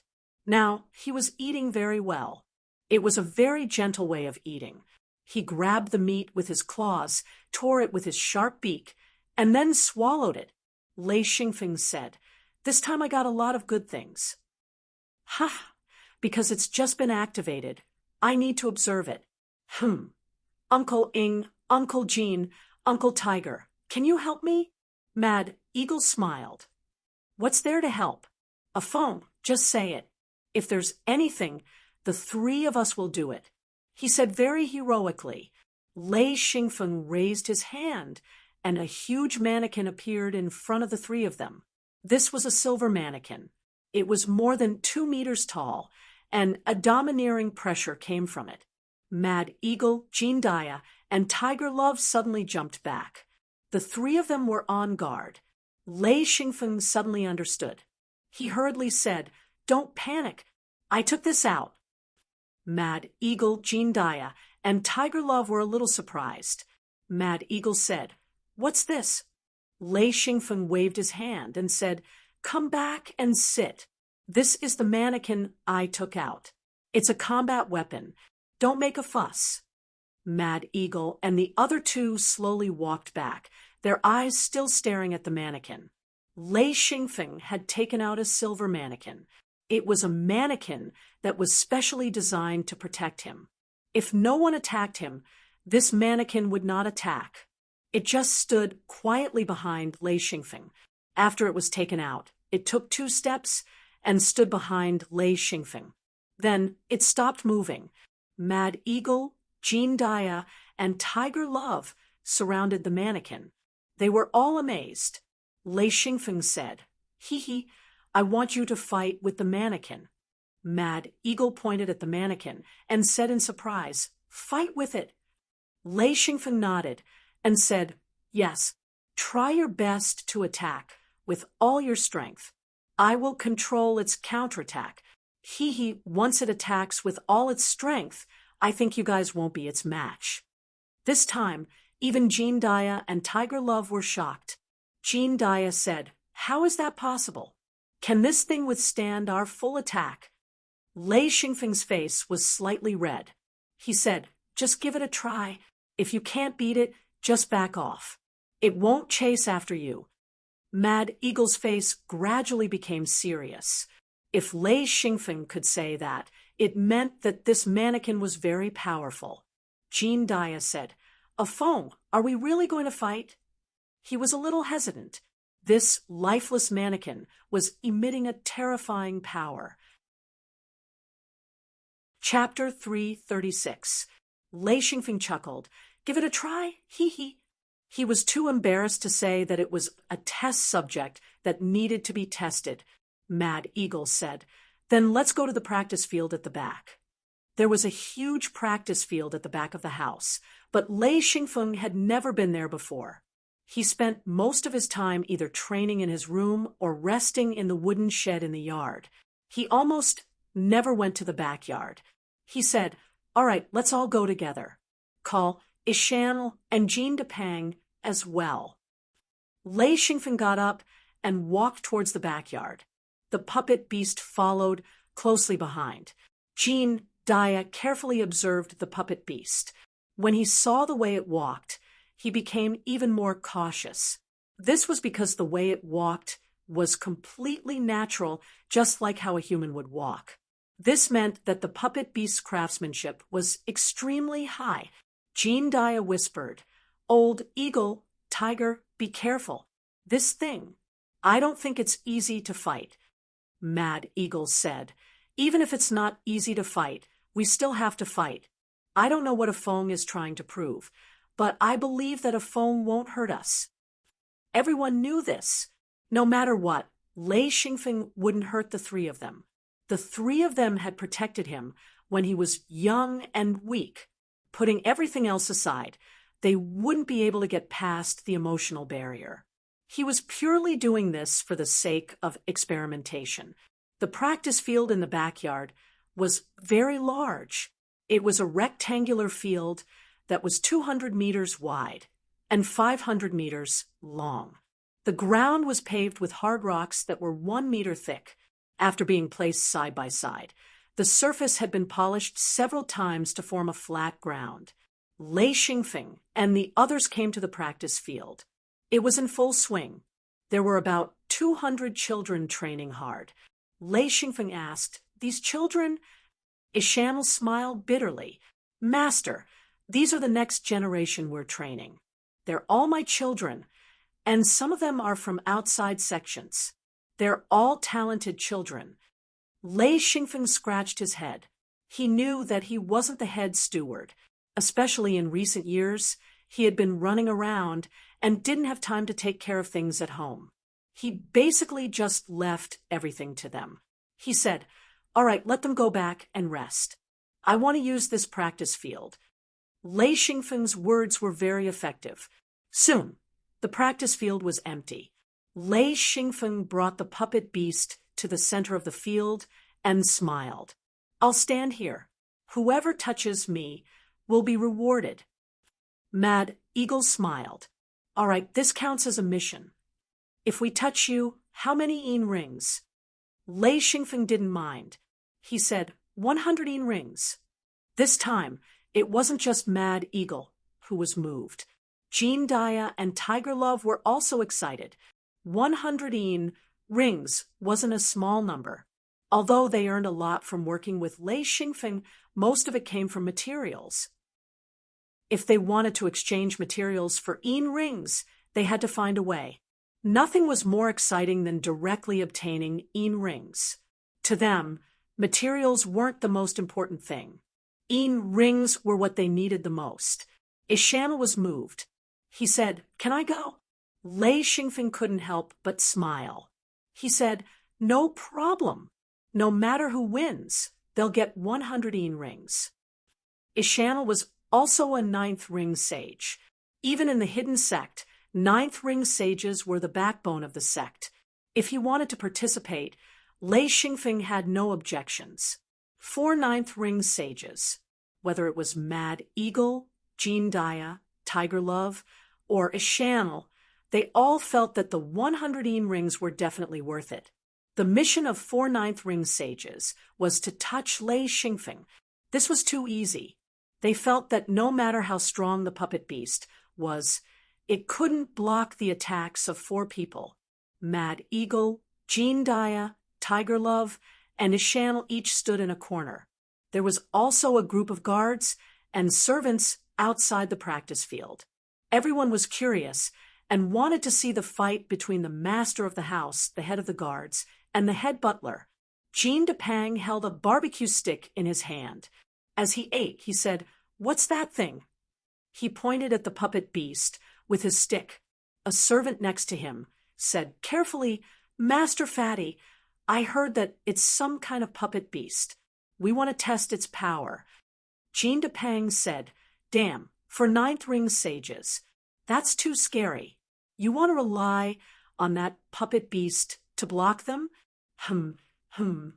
I don't think it can block them." A black bird flew down silently. Jean Depang trembled in fright. He turned his head and was immediately amused. "Birdbeard, why are you here?" No wonder Afong looked a little weird. "It's like he's missing something, he. After finishing the golden condor meat on the wooden plate, the black bird realized that Lei Xingfeng and the others had left. It chased them to the backyard and saw Jean Depang at first glance. In Lei Xingfeng's house, the most popular person was not Lei Xingfeng, nor was it the head butler, Ishanel, nor was it the head guard, Jean Depang. It was Jean Depang who was in the kitchen. He was loved by everyone. Even the black bird liked him. "What's there to eat? I've been eating too poorly recently. My mouth is so bland." Jean Depang was speechless. This was too unique. He said, Okay, I have a lot of delicious food here." As he spoke, he took out a handful of extremely delicious meat cubes. They were moderately soft and chewy. He put them in his hand and said, "Eat, eat." The black bird pecked at a few pieces of meat and praised, "Good, delicious. It suits the bird's appetite. Quack." Jean Depang was speechless. What did it mean by "it suits the bird's appetite"? This bird was already heaven-defying. He said, Look, it's about to start." The black bird didn't even raise its head. It threw 2 words at Jean Depang. "Boring." Jean Depang was completely speechless. Actually, the word blackbird wasn't wrong at all. One must know that it had followed Xian Feng the whole time and had seen everything. It had even seen that strong man called Lotzi being beaten to a pulp by a few silver-ranked mannequins, as well as their battle with gold-ranked mannequins. Now that it saw this, wasn't it just boring? Lei Xingfeng had already ordered the silver puppets to defend themselves. He himself sat on the ground. Ishanel and the other 3 didn't have a tacit understanding. Mad Eagle said, "Ishanel, you're the main attacker. I'll support you." Jean Daya and Tiger Love understood. Mad Eagle wanted him and Ishanel to attract the puppets, while Jean Daya and Tiger Love approached Lei Xingfeng. It was a very simple tactic. They were betting on whether Ishanel and Mad Eagle could hold the puppets back. As long as they could, even if it was only for a few seconds, they would win. Lei Xingfeng watched with a smile. After a while, he said, "Is everyone ready?" Mad Eagle suddenly said, "Afong, you can't fight back." If Lei Xingfeng attacked with lightning, Mad Eagle knew it wouldn't stand a chance. Lei Xingfeng laughed. Of course I won't attack. Mad Eagle said, I'm good. Lei Xingfeng laughed. Good. Let's begin. Ai Shan, and Foamying, one at the front and one at the back, pounced at him from the left and right. Xian Feng watched with a smile, not intending to attack at all. He wanted to test the strength of these mannequins. This time, these mannequins were full of energy, not the ones in the Forbidden Lands that had already used up most of their energy and would fall apart at the slightest bit of power. At the same time, Tiger Love and Jean Daya also pounced. The moment Ishanel made his move, the puppet's eyes flashed red. Then they pounced. Its speed surprised even Lei Xingfeng. It was too fast. It was much faster than when they were in the forbidden area. It was almost as fast as the gold-tier puppets they saw. Lei Xingfeng was shocked. How can it be so fast? Boom. The doll beast appeared in front of Ai Shan, in an instant. It didn't even look at Ai Shan, as it pounced towards Foamying. Ishanel was sent flying as if he had been hit by a truck full of goods. He didn't even have the chance to stop it. Mad Eagle screamed and dodged. Since he couldn't fight it head-on, he would just have to fight it out. According to Mad Eagle's understanding, a dozen or so seconds should be enough. However, the puppet's speed was beyond his imagination. He didn't have time to fight it out. Seeing one of the puppet's legs coming at him, Mad Eagle had no choice but to use all his strength. He gathered all his Enli, roared, and charged. Boom! Mad Eagle was sent flying with one kick. The puppets borrowed the force of the impact and flew past Lei Xingfeng, pouncing on Jean Daya. Jean Daya's scalp went numb. Two simple moves were enough to send two ninth ring sages flying. This strength was terrifying. In the blink of an eye, the doll beast's ferocious head appeared in front of Jean Daya. Jean Daya wasn't stupid. He punched out while his body retreated rapidly. This punch was infused with Yin force. A ball of light flashed as it hit the doll beast's chest. The puppets didn't dodge or block. Its body shot forward like an arrow. With a boom, the ball of Yinli hit the puppet's chest. Jean Daya was shocked to find that the puppet beast didn't slow down at all. It only swayed left and right, and in an instant it had caught up to him. It crossed its arms like a pair of scissors and tried to strangle Jean Daya's neck. Jean Daya exhaled. A metal club suddenly appeared in his hand. He didn't have the confidence to talk with his fists. He smashed the metal club down. Boom! The club shattered. Jean Daya was sent flying. He couldn't block this force. Although he wasn't injured, he couldn't continue fighting. He was thrown dozens of meters away. Tiger Love was almost at Lei Xingfeng's side. He laughed. I won. Boom. Tiger Love crashed into the puppet's chest. He was dizzy. Then the puppets grabbed him by the shoulders and threw him away. Lei Xingfeng clapped. Less than 4 seconds. Amazing! With just a slight test, Jean Daya and the others gave up. This should be the mannequin beast being merciful, or more accurately, Xian Feng being merciful. When he said it, he didn't order the mannequin beast to kill, only to block and repel it. Foamying wasn't willing to give up. One more time, he yelled. Lei Xingfeng didn't care. Okay, let's do it again. Chapter 337. This time, Mad Eagle sent Jean Daya and Tiger Love over. The three of them formed a team. He said, the three of us have the best teamwork. We'll distract the doll beast. Ishanel, you use all your strength and fly to Afeng's side as fast as you can. We'll split the Yin rings between the 4 of us. What do you think? Ishanel said, all right, I have no objections. Tiger Love said, I agree. Jean Daya laughed bitterly. Let's do our best. I feel like even if the three of us work together, we won't be able to distract the doll beast. It's just too fast. Mad Eagle said, "The two of you distract the doll beast.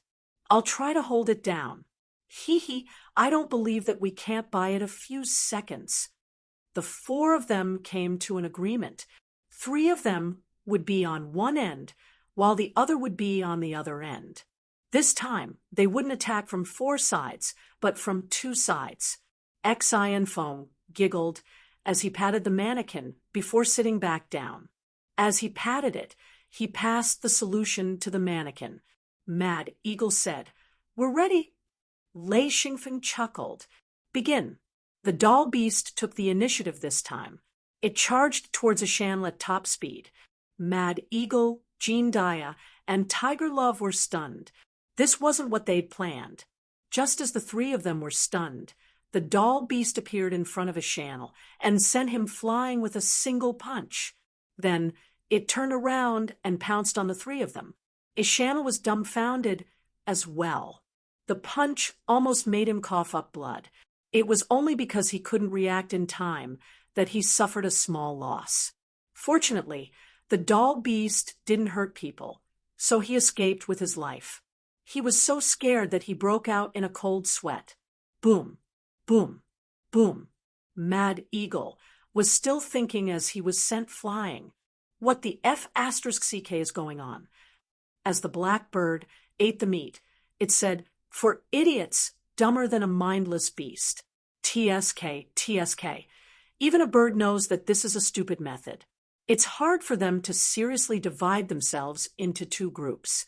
They're looking for trouble. How stupid. Caw. Wahaha, it flew. It kept spitting out its venomous tongue, causing Jean Depang to sweat profusely. Was this still a F** kingbird?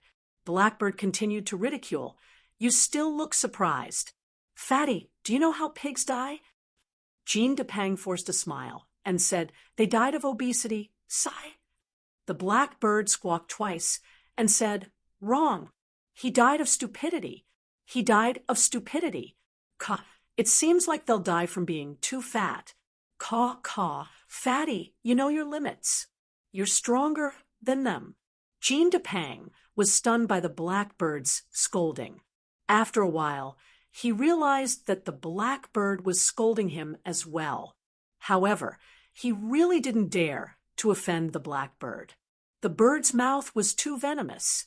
The mannequin beast returned to Xian Feng's side and stood there motionlessly like a statue. Mad Eagle and the others got up from the ground. The four of them were red in the face. They felt ashamed to be defeated by a doll beast. The four of them came to Lei Xingfeng's side. Mad Eagle was still a little unconvinced. He said, "If the three of us had held it back, Feng, you would have lost." Jean Daya couldn't take it anymore. He said, "Nonsense, who said that the doll beast had to deal with us first? This doll beast is too strong. We're no match for it." Xian Feng laughed. "Actually, what you did just now was too obvious.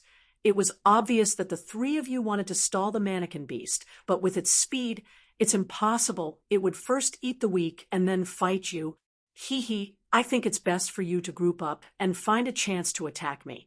But even so, you'll still lose because the mannequin beast can completely destroy a ninth ring sage. In the face of absolute power, all schemes and tricks are useless." Xian Feng's indifferent words made the four of them speechless. After a while, Mad Eagle admitted, "Yes, any tricks are useless against absolute strength. We're too weak." Lei Xingfeng was very satisfied. The silver doll beast could crush a ninth ring sage. The two were not on the same level. No wonder the outer space was so dangerous. Ninth ring sages were not allowed to go there. Just the silver doll beast, which was the lowest level doll beast in the forbidden area, could defeat a ninth ring sage. It would be difficult to even escape. The harvest from this trip to the outer realm was simply too great. With these silver and gold level mannequins, it was enough for him to use in the outer realm. He believed that no one would be able to threaten him even if a true monarch came. He had 3 gold level mannequins. The other 3 were left for the old man Lei Bao and little sister Lei Xianyao. Jean Dia and the others surrounded the silver doll beast, clicking their tongues in amazement. Jean Dia said, "This thing is powerful. The 4 of us can't take advantage of it at all." A foam, "It must have held back, right?" Lei Xingfeng nodded. "Yes, I only said it to protect and not hurt anyone. Otherwise, a 9th ring sage wouldn't be able to take a hit from it." The black bird finished eating the meat, spread its wings, and flew up. "Let's go," Jean Depang muttered. "Why didn't you say thank you? A bird is a bird." The black bird flew toward Lei Xingfeng and landed on Lei Xingfeng's shoulder. It stared at the 4, then hid its head in its wings and went to sleep. It had become lazy after being with Lei Xingfeng. Sleeping was its favorite now. Isham said, "All right, let's disperse." He walked to the side of the field and said to the crowd that had gathered to watch the show. Lei Xingfeng and the others returned to the wooden shed in the front yard and sat down. Jean Depang brought a few people and placed food on the table. Isham reported the situation at home, and Lei Xingfeng gave a few simple instructions. His attention was never on home, but outside. Most of the things at home were arranged by Isham. As the head steward of the family, he arranged Lei Xingfeng's home well. Lei Xingfeng expressed his satisfaction. A few days later, Wu Yang and the others returned. The next day, Lei Xingfeng was called to Wu Yang's home. Lei Xingfeng was surprised to find that his senior brothers and sisters, Master, and Feng Qinzong were all in Wu Yang's reception hall. He went to Gucci's side and asked curiously, "Master, why did you call everyone here?" Gucci said, "I have something to say." His expression was very serious.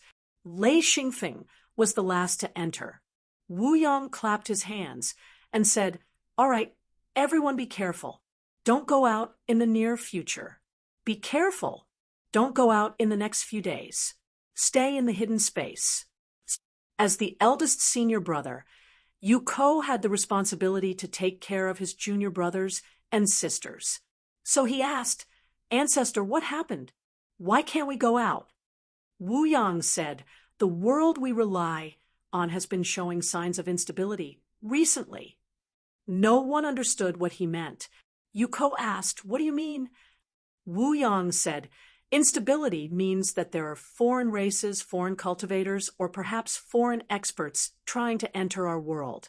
Recently, several Daojun have issued a warning to restrict the hidden sect disciples from going out." Lei Xingfeng asked, "What foreign race?" "We still don't know."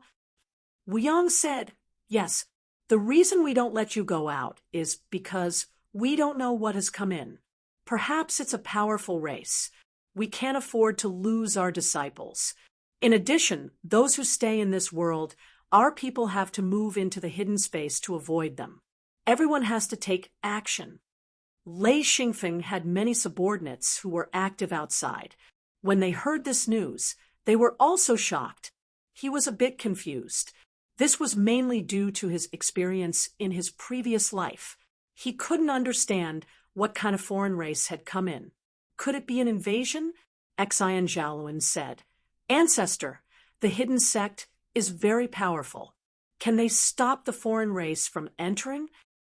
Wu Yang said, "We can only hope that our opponents are weak. If they are stronger than us, then our future days will be difficult. If they are about the same level, then fighting will be inevitable." Lei Xingfeng had experienced the outer world and the outer realm. He already knew that the cultivators in this world weren't a particularly powerful race. Perhaps only by advancing to true Lord would they have a place to fight and survive. Only by becoming Heavenly Lord and Daojun would they have a chance to protect themselves. Although the cultivators in this world were extremely powerful in his previous life, they were nothing in this world. Lei Xingfeng said, "How much longer?" Wu Yang said, "What?" Lei Xingfeng said, "How much longer before the foreign race invades?" Wu Yang said, "That's hard to say. Maybe 10 days, maybe half a year. It's all possible." Yuko said, "All right, everyone get ready. Recall everyone who should be recalled." Gucci said, "Everyone don't worry too much. We have the hidden space. Even if the foreign race invades this world, they won't be able to enter the hidden space. All right, everyone, go back. A foam, stay behind. I have something to tell you." Everyone agreed and left. Lei Xingfeng sat there without moving. He didn't know why his master was looking for him. After his seniors left, Lei Xingfeng sat beside Wu Yang. He said, "Ancestor, master, what's the matter?" Wu Yang patted him on the shoulder and said, "There is indeed a matter. Your little sister's hidden sect is a hidden sect that specializes in making medicine. The danger this time is probably not small. We need a large amount of medicine, whether it's for healing or other purposes. We need a lot of it." Lei Xingfeng nodded. "Do you want to buy it?" Gucci said, "It'll be difficult to buy it. They don't lack yin rings. We plan to trade with them." Wu Yang said, "Yes, we'll use the materials for making medicine to trade. We'll trade as much as we can. There are 2 types of medicine that must be obtained. One is a healing medicine, and the other is an antidote. We'll trade more for the lower level medicine. As for the higher level medicine, we'll trade as much as we can." Lei Xingfeng was a little confused. This was the first time he saw Wu Yang so serious. This meant that the foreign race's invasion was definitely not a small matter. He said, "All right, no problem. I'll go find my little sister. Ancestor, this time, is it very serious?" Wu Yang smiled. He said, "Because it's a warning from the Tao Lord, we have to take it seriously. However, we don't know what the situation will be like yet. We just have to do our best and wait for things to happen before we have a solution. For now, we don't have to think too much." Chapter 338. Gucci said, "You don't have to worry about anything. There are so many secret doors. You don't have to worry about it." Lei Xingfeng smiled bitterly. "Yes, I don't have to worry about it." Wu Yang smiled. "You have a secret door to protect you, so you won't be in much danger. If you want to protect yourself, it's better to have your own secret door." Monarchs had secret doors, so they could escape quickly. As long as they weren't killed on the spot, monarchs weren't easy to deal with. Lei Xingfeng stood up and said, "I'll go find my sister now." Back home, Lei Xingfeng immediately gathered everyone and assigned tasks. Except for Jean Dia, Mad Eagle, and Tiger Love, all the guards and servants were sent out. Those who were related to him were brought into the secret hidden space. Anyway, the secret hidden space was big enough for them to live in. After the arrangements were made, Lei Xingfeng said, "Uncle Jean, Uncle Ling, and Uncle Tiger, come with me. The rest of you act immediately. We need to hurry." Out of the secret hidden space, Lei Xingfeng and the other 3 flew into the air and flew towards the secret door, where Lei Xingyao was. Jean Dia asked, "What happened?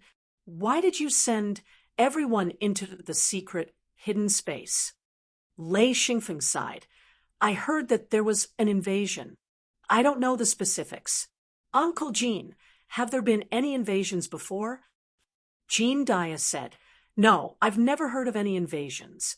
Mad Eagle said, "I heard a little about it, but it was a long time ago. I thought it was nonsense. I didn't expect it to be true."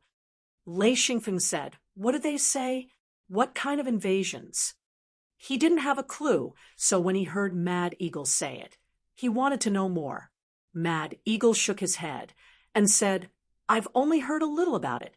There's no specific explanation. Well, the only thing I know is that it seemed to be very tragic at the time. It seems like both sides suffered heavy losses. I don't know the specifics." Lei Xingfeng sighed and said, "Alas, it's a mess. I don't know either. But seeing that the Grand Master and Master are taking it seriously, I guess it's quite serious."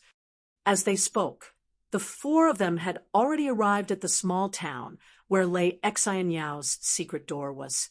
Leaving Jean Dia and the other two in the small town, Lei Xingfeng used his family's identity card and successfully entered Xianyao's secret hidden space. The secret hidden space of Xianyao's secret door was completely different from Lei Xingfeng's secret door. As soon as Lei Xingfeng entered, he immediately smelled a strong floral fragrance. There were plants and flowers everywhere, all kinds of strange trees, and large amounts of precious plants. The woman who accompanied Lei Xingfeng in was a sixth ring true master. She was very curious because in their secret door, there were very few people who could obtain a family's identity card, especially males. If they weren't immediate family members, it was impossible to obtain one. They flew all the way and soon arrived at a large residential area. Of course, flying was not allowed in the residential area. Lei Xingfeng landed and followed the sixth ring true master all the way in. Along the way, they often saw groups of women, old and young. When they saw Lei Xingfeng, they all showed a hint of surprise, especially the young ones. When they saw Lei Xingfeng, they all showed a shy expression. It wasn't that they had any thoughts about Lei Xingfeng, but that there were very few men here. When they suddenly saw a young and strong man, they didn't know what to do. Lei Xingfeng didn't dare to tease these women.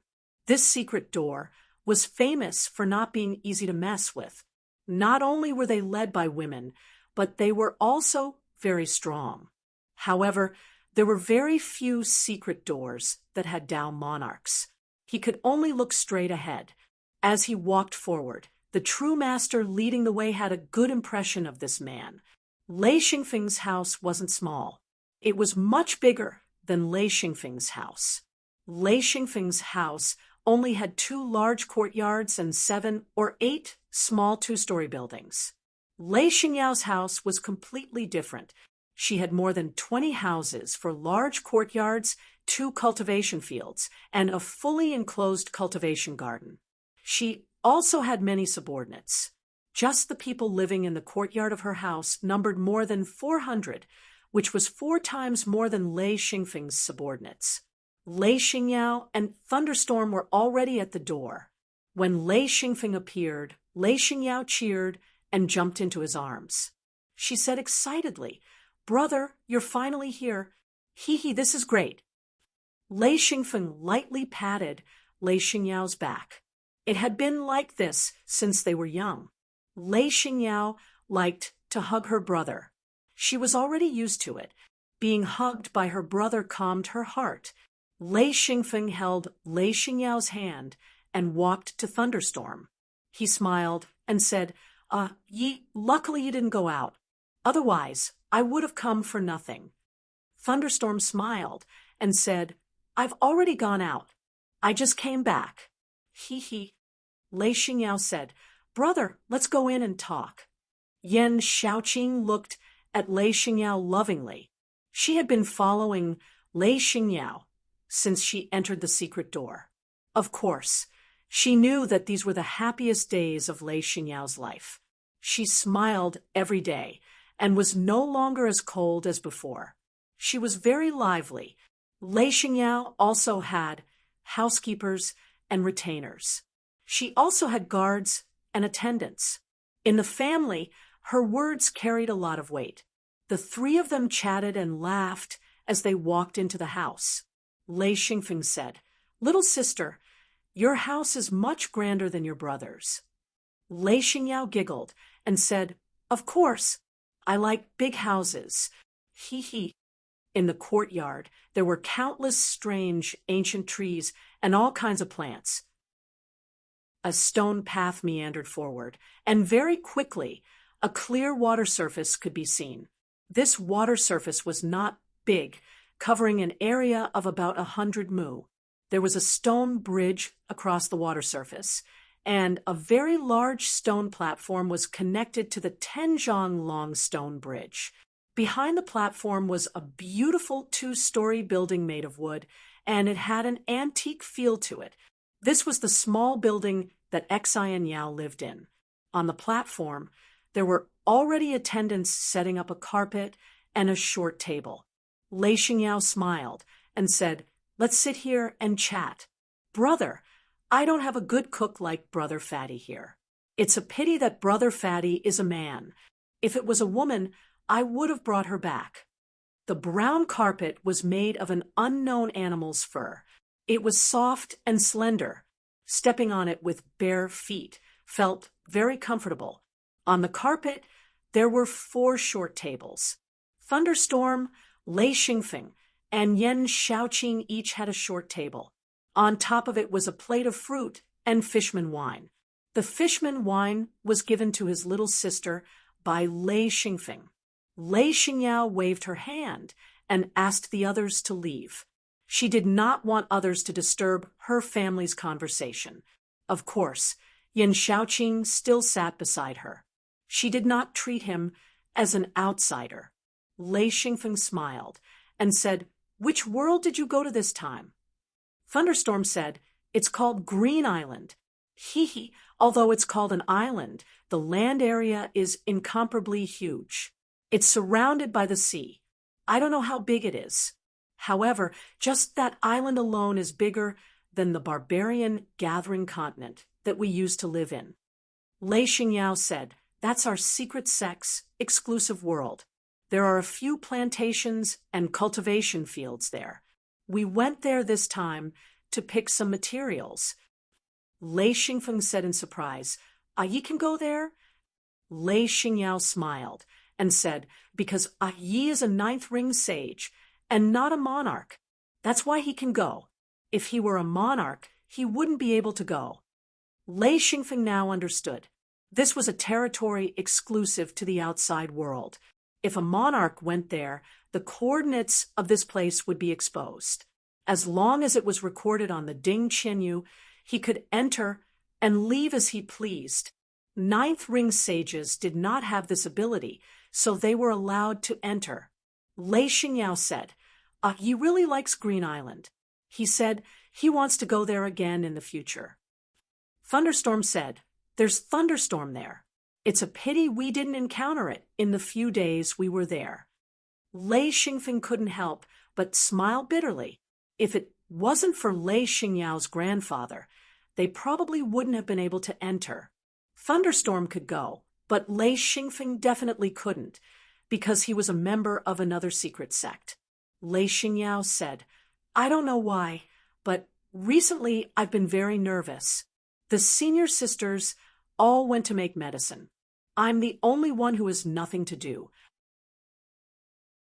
Lei Xingfeng's heart froze, but he immediately understood. Lei Xingyao's sect probably already knew about the invasion of the outside world. "Little sister, this time I came here to exchange for some medicine, and a lot of it." Lei Xingyao said, "Is it a change of sect? It's not for yourself, right?" Lei Xingfeng nodded and said, "That's right, it's a change of sect. It has nothing to do with me." This point had to be made clear. Lei Xingyao didn't need to ask for benefits in a trade between sections. Lei Xingyao's role was to act as a middleman. There was no need to do anything. Lei Xingyao nodded and said, "No problem. I'll find someone to trade with, brother." Lei Xingfeng smiled and said, "And, okay, don't go out for a while. Little sister will also stay in the secret hidden space. If you're bored, then go to the outside world. It's not safe out there recently." Yan Xiaoqing said, "Are you guys also going to close your doors?" Lei Xingfeng nodded and said, "Yes, except for special circumstances. We can only enter and not leave. After I go back, I won't be able to leave for a while." Yan Xiaoqing said, "I don't know what kind of race is invading this time, but I'm afraid it's our own kind. If it's a beast, then there's no need to worry." Lei Xingfeng agreed that the same kind was always the scariest. Yen Xiaoqing said, "You're storing medicine for your sect, right?" Lei Xingfeng nodded and said, "Yes, this can be considered a sect mission." Yen Xiaoqing said, "Luckily we have the sex protection. Those who live outside would be miserable. No sects would open up their secret hidden space to let the people of this world hide in. This was impossible. Even if they could move some people into their exclusive territory, it would only be a small portion. Although this world didn't have much land, it still had a population of more than 1 billion. It was just that the territory was too big, and a population of more than 1 billion would be like sprinkling pepper, disappearing without a trace." Lei Xingfeng shook his head and said, "Let's not talk about this." "Right. Yi, are you staying here or going back with me?" She grabbed Lei Xingfeng's arm and said coquettishly, "Brother, let Yi stay. Yi is living very well here." Lei Bao was actually more willing to go to Xianfeng's place. This place was too inconvenient. They were all women. Luckily, Lei Bao's outer appearance was that of an old man. It was still acceptable for him to live here. If he was young, he would have escaped long ago. Having too many women was troublesome. Chapter 339. Lei Xingfeng's heart softened when Xian Yao shook his arm. "Little sis, I only let Yi choose. I didn't ask the old man to come to my place." Thunderstorm said, "Little sis, Yi is here." "It's not convenient. They're all young ladies. Hee, although they look good. It's really inconvenient." Most of the servants in Xian Yao's house were young ladies. The old man was very uncomfortable. Xian Yao's eyes turned red, scaring Lei Xingfeng to say, Okay, let Yi accompany you. Hee, don't cry." Thunderstorm could only smile bitterly. Xian Yao understood that the old man was uncomfortable. She thought for a while and said, "Okay, big brother, you can stay for a few more days, then go back with Yi." Xian Yao had always been obedient. It was no wonder Lei Xingfeng spoiled her so much. Since she was young, she didn't cause trouble and tried not to cause trouble for her family. So whether it was Thunderstorm or Lei Xingfeng, they both spoiled her to the bone. As long as his little sister didn't cry, Lei Xingfeng would agree to anything. He said, "Little sis, big brother brought you a present." Xian Yao immediately became happy. She said, "What is it? Quickly let me see." Hee. Seeing Xian Yao smile, Lei Xingfeng finally relaxed. Lei Xingfeng waved his hand, and a silver level puppet beast appeared. This was something he had thought of long ago, to give his little sister a silver level puppet beast for defense, and a gold level puppet beast for offense, one for offense and one for defense. It was enough for Xian Yao, not to mention she had a monarch level bodyguard. Xian Yao was stunned. She said, "What is this? A statue? It's so strange. It has a beast head but a human body and limbs. Is this a decoration?" Thunderstorm also looked at it curiously. He didn't know what it was, but he felt that it was very mighty and had a trace of savagery. Yen Xiaoqing's face changed slightly. She already recognized what it was. She said in shock, "Puppet beast? What level was the humanoid beast? This thing is hard to come by. Yao, this should have been obtained from a forbidden area in outer space. Unfortunately, it can't be activated. Otherwise, it would be an extremely terrifying weapon." Before he could finish his sentence, the puppet beast took a step forward and stood behind Lei Xingfeng. Yen Xiaoqing was immediately frightened. Her first reaction was to dash to Xian Yao's side and exclaim, "Alive!" Just this intuitive reaction made Lei Xingfeng have a good impression of Yen Xiaoqing. At the moment of danger, he instantly stood in front of Lei Xingfeng. This kind of reaction was definitely treating Lei Xingfeng nodded, Lei Xingfeng then shook his head treasure and said, Lei Xingfeng only smiled, a part of it, and said, "There are other gifts. Don't worry, this is already under my control." Happily, "What it's other gifts?" "It's a silver-grade puppet beast Lei Xingfeng that can fight against a monarch." His hand again. This time, it was a gold-grade puppet beast. "It can tie with me or even defeat me." She said, "Stuff. Is this a gift? This is a bit different." Yen Xiaoqing was really frightened. Wasn't that she hadn't seen a puppet beast before, but to be able to take out a complete gold-grade puppet beast was too frightening. She said, gold grade puppet beast? She didn't dare to be sure. Lei Xingfeng nodded and said, that's right. I'm planning to give them to little sister. 1 silver grade and 1 gold grade. The silver grade can be used to protect her, and the gold grade can be used to attack. A gold grade puppet beast can even block the attack of a monarch realm expert. Yan Xiaoqing was about to go crazy. A gold grade puppet beast was a powerful existence that could block a monarch realm expert. Since when could it be used? She said, How? How is this possible? Lei Xingfeng said, with these 2 puppets, I can rest assured. It's enough to protect little sister. Thunderstorm nodded with gratification. The relationship between the brother and sister was very good. He knew that Lei Xingfeng was worried about his little sister.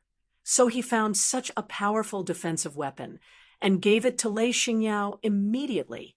He said, good stuff, Yao Yao, keep it well. If you're in danger, this thing can save your life.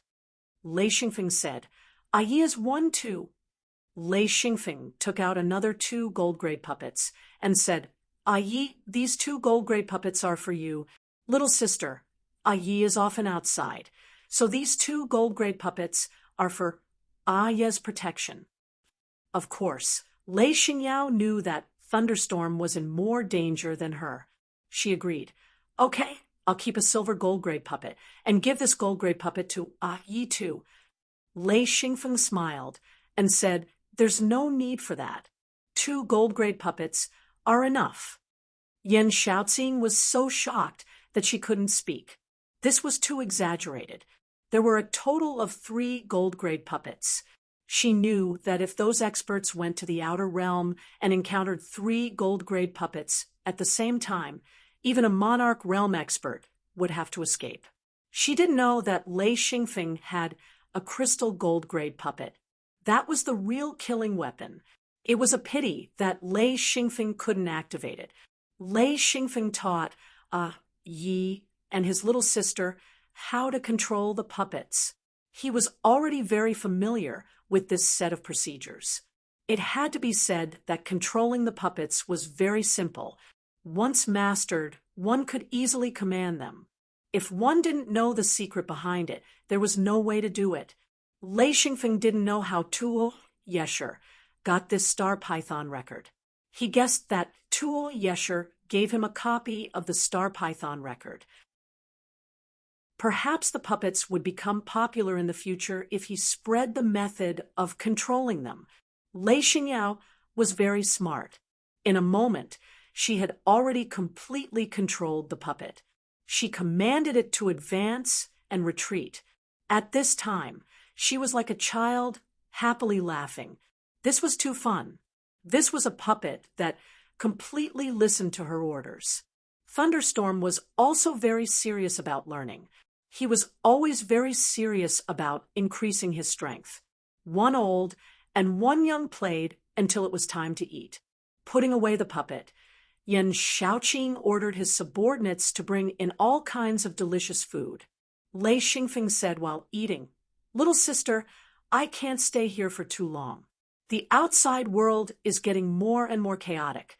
I heard that there might be an invasion. I think your sect will be sealed. Yan Xiaoqing said, yes, it's been a bit tense recently. The sect is also shrinking its strength. I think it's because of the invasion. Lei Xingfeng said, I don't know what kind of invasion it is. I don't know why, but I feel uneasy. Yan Xiaoqing said, there's nothing to be uneasy about. They might not be stronger than us. We might be able to fight back. It just depends on their strength. Thunderstorm said, just protect yourself. What's there to be afraid of?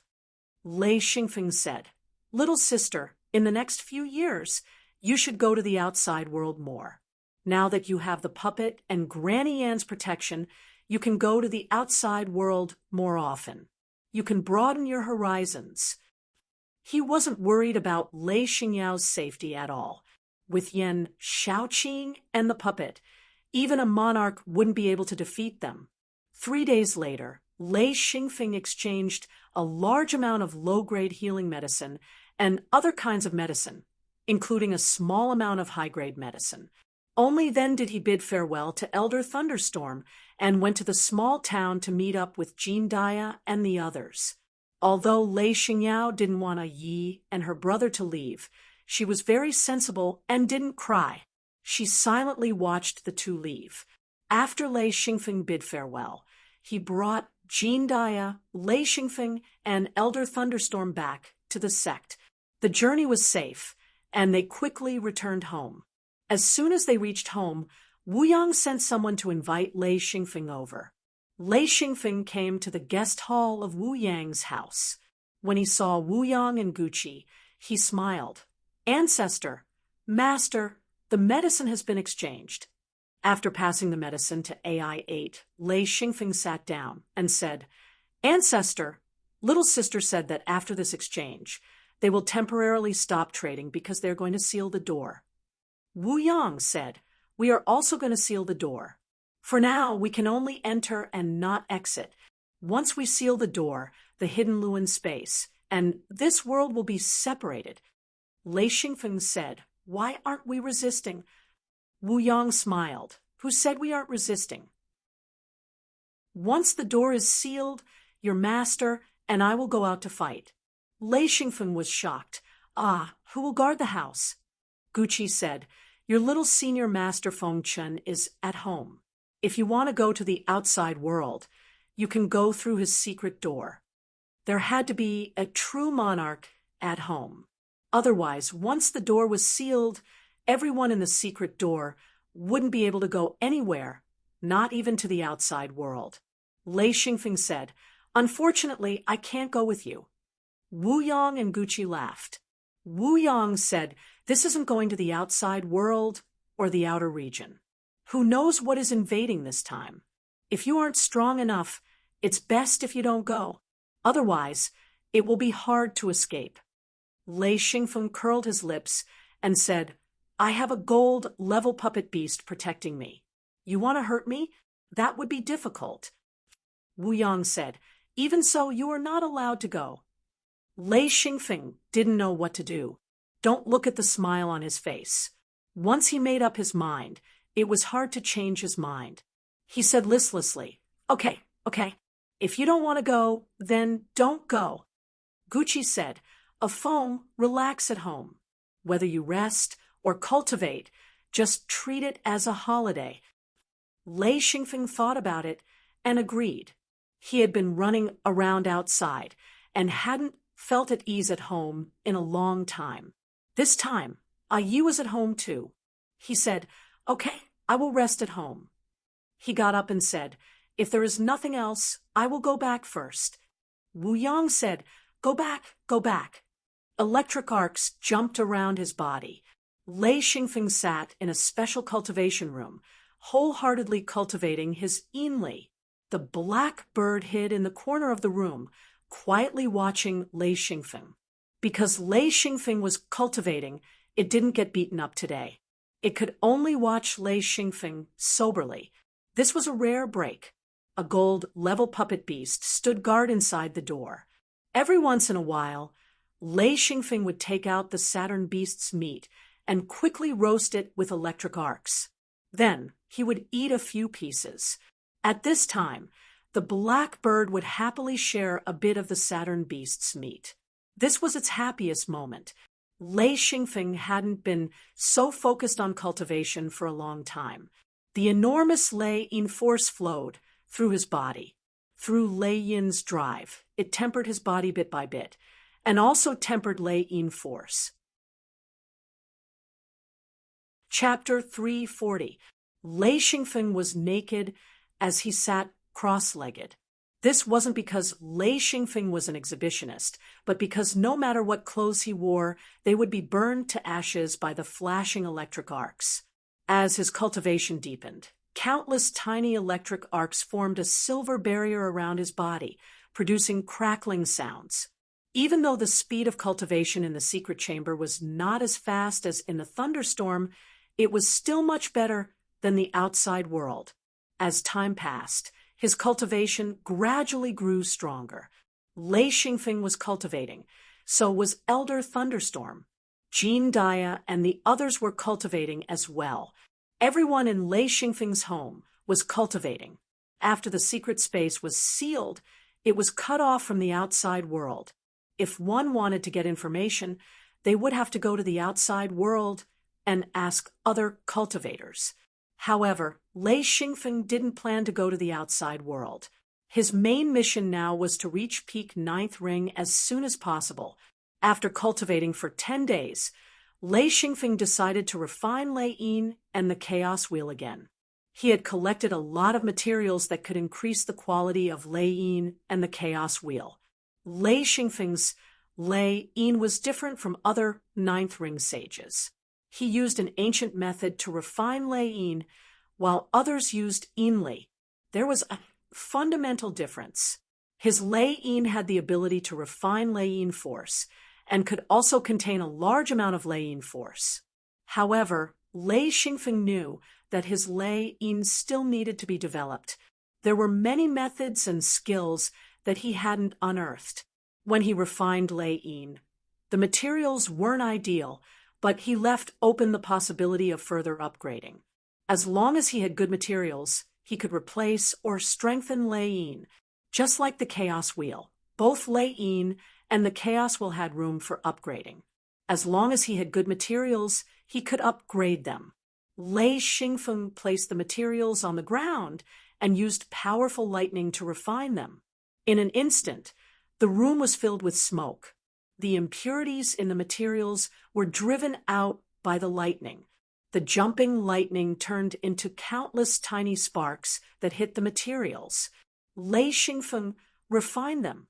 After a large number of materials were refined, only small pieces of high-quality materials were left. This kind of refining continued for a long time. After about 30 days, Lei Xingfeng finally obtained a complete set of materials to upgrade Lei Yin. He sighed in his heart that it wasn't easy. Although the effect of using lightning to refine materials was excellent, it was really too tiring. After tidying up, Lei Xingfeng lay down and fell asleep. After sleeping for 2 days, he finally recovered. Cultivating wasn't too tiring, but refining materials was really too tiring, especially ores. They were completely refined by lightning, and they had to be done continuously. It was even more tiring than fighting, and it also consumed a large amount of Lei Yin's energy. After every refinement, Lei Xingfeng had to cultivate for a while before continuing. After so many days, even a person made of iron couldn't stand it. Lei Xingfeng opened his eyes and immediately saw 2 red eyes. He was so scared that he almost slapped it. He then heard, "What the hell? You starved me for 2 days. Gah. You can't bully a bird like this." The black bird said aggrievedly. Lei Xingfeng sat up and said with a smile, "Hungry?" The black bird's little head nodded and said, 2 days. I haven't eaten for 2 days. I'm starving to death. Gah. Lei Xingfeng chuckled and said, "Then starve." The black bird screamed, "Ah, gah. You can't abuse a bird like this. Uncle, bullying a bird is not a skill. Gah." Lei Xingfeng suddenly laughed and said, "When did I bully you?" He sat cross-legged with a playful expression on his face. This bird had become a spirit. Every time he talked to the black bird, he felt a little unreal. This bird's mouth was too damn talkative. The black bird said, 3 times a day, that's fine. The bird can bear it, but what the bird can't bear is not giving meat to eat for 2 days. Gah, that will starve the bird to death." As he said this, he backed away guiltily. Lei Xingfeng said disapprovingly, 3 times a day, you ask for it. Okay? Besides, if you starve to death, it has nothing to do with me. The black bird said, "Uncle, Master, You can't speak vulgarities, Ga. Lei Xingfeng laughed out loud. After being tired for more than 10 days, he was finally amused by the blackbird's words and relaxed. He reached out to touch the blackbird's feathers and said with a smile, "You speak more vulgarities than I do." The blackbird said, "I'm starving to death. Give me something to eat." Lei Xingfeng took out the golden eagle meat, cut it into shreds, and placed it on a wooden plate. The blackbird said, "Ga, golden eagle meat. Uncle, can you give me some Saturn beast meat? That meat is suitable for birds." Lei Xingfeng said lightly, "If you don't want to eat, then forget it." The blackbird had no choice but to say, "Bird eat, bird eat. Hey, you're bullying the bird again." It tore the golden eagle meat and muttered as it ate, but Lei Xingfeng couldn't understand what it was muttering. Lei Xingfeng said, "What did you say?" The blackbird was shocked and shook its head. "No, the bird was busy eating. I didn't say anything." It dragged the wooden plate with its claws and moved a few steps to the side. When it continued to eat, it looked at Lei Xingfeng with its small eyes from time to time, looking guilty. Lei Xingfeng knew that there was nothing good to say, but he couldn't punish it. He smiled and slowly began to put on his clothes. The blackbird was even more guilty. After putting on his clothes, Lei Xingfeng put away the gold-level puppet beast, then opened the door of the cultivation room and walked out. The blackbird ate the golden eagle meat in a few mouthfuls, picked up the wooden plate, and jumped out. Lei Xingfeng ignored the blackbird and went to the front yard. He heard a burst of laughter. He looked up and was surprised to find Xian Zhaoluan, Tung Yuan, and Miao Ling sitting under the wooden shed. Jean Dia, Mad Eagle, and Tiger Love were also there. Only the old man Thunderstorm was nowhere to be seen. He went forward and said, "Where did Ai go?" Jean Dia laughed. "Your Ai is still cultivating. He is much more hardworking than us." Lei Xingfeng knew that Thunderstorm had always been very hardworking. He said, "What are you talking about that makes you so happy?" Xian Zhaoluan laughed. "Nothing. I was talking about all kinds of embarrassing things when I was exploring the outer world." Lei Xingfeng curiously asked, "Who are you talking about?" Xian Zhaoluan laughed. "Senior apprentice brother, Yu Ko. When he was not yet the senior apprentice brother, he often went out alone.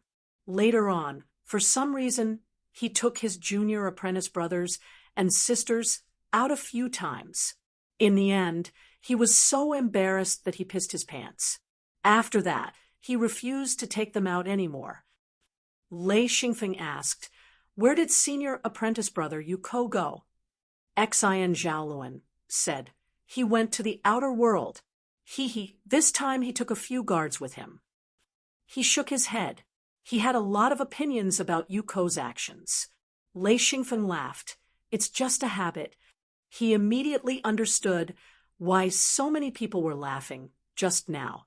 It was probably because Yuko did not help his junior apprentice brothers and sisters, so they were making fun of him and venting their dissatisfaction. Xian Zhaoluan snorted, but did not continue talking about Yuko. Xian Feng laughed. "Why did you come all the way here? Aren't you going to train?" Xian Zhaoluan said, "We have plenty of time to cultivate. Junior apprentice brother Tung Yuan is coming today." Tung Yuan laughed. "It's nothing much. Brother Depang is here, and I just happened to get some ingredients, so I invited everyone to come over and try the dishes that we came up with." Miao Ling said, "I've been waiting for half a day, and it's still not done. My saliva is about to dry up." Tung Yuan laughed. Soon it will be done. Don't worry, some dishes need to be cooked properly." Lei Xingfeng could not help but laugh. "Two foodies meeting, we can also bask in their glory." The blackbird jumped onto the table and pushed the wooden plate in front of Lei Xingfeng, then jumped onto Lei Xingfeng's shoulder and rubbed against Lei Xingfeng's cheek. Only then did it quietly look at everyone. Everyone knew that the blackbird had a poisonous tongue, so no one dared to say anything. Lei Xingfeng said, "Do you want me to beat you up now or later?" The blackbird said, "It's rare that the weather is good. Let me sober up for a while." Lei Xingfeng said, "Up to you. If you want to get beaten up, just say the word." Everyone listened to the conversation between the man and the bird and could not help but laugh. The blackbird snorted and said, "If you want to laugh, laugh. Be careful you don't piss yourself." Caw! It still had its poisonous tongue. Xian Zhaoluan said, "You bird, no one can offend you. If it wasn't for a Feng's protection, you would have become a roasted bird." Even if Xian Zhaoluan was Lei Xingfeng's second senior brother, the blackbird did not care.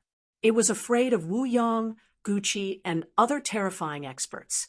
It was not afraid of people who were on the same level as its master. It said, "Roast your bird. I'm a Feng's bird. You can't roast me." Lei Xingfeng's hair stood on end. These words were too unpleasant. He shouted, "Shut up! Tung Yuan," and Miaoling covered their mouths and lowered their heads. Their shoulders shook violently. The two of them tried their best to suppress the laughter that was about to burst out. Jean Daya, Mad Eagle, and Tiger Love also turned their heads. They could not hide the smile on their faces. This blackbird either did not speak. Once it spoke, it could really choke people to death. Xian Zhaoluan savored the taste. He felt that the blackbird's words were awkward. It was just that he did not react for a while, and looked at the blackbird in a daze. Hanio cursed in his heart for being an idiot. He didn't dare to speak anymore. It didn't matter if he offended Xian Zhaoluan, but if he offended Xian Feng, it wouldn't be good. Xian Zhaoluan finally woke up and could not help but scold. "This bastard, Birdbeard, your mouth is too smelly." The blackbird peeked at Lei Xingfeng. Seeing that he did not say anything, it immediately became spirited again and said, "Same here. Our mouths are all smelly." Xian Zhaoluan was also confused. If he tried to reason with a bird, it would be unreasonable. He said, "You are smelly than me." The blackbird peeked at Lei Xingfeng again. Seeing that he still did not say anything, it suddenly became excited. In fact, the blackbird was just enjoying the bickering. It did not really want to scold people. It cawed twice and said, "Can you be a little bit better? You are a great expert. You have the nerve to compare yourself with a bird with a smelly mouth." The venom that this poisonous tongue spat out was really unbearable. The group of people could not help but burst into laughter. Lei Xingfeng said, "Senior brother, why are you bickering with it? It's not like you don't know that the blackbird has always had a cheap mouth." Chapter 341. Xian Zhaoluan opened his mouth, but closed it in the end. Lei Xingfeng was right. He was naturally at a disadvantage when fighting with a bird, so it was normal for him to be despised.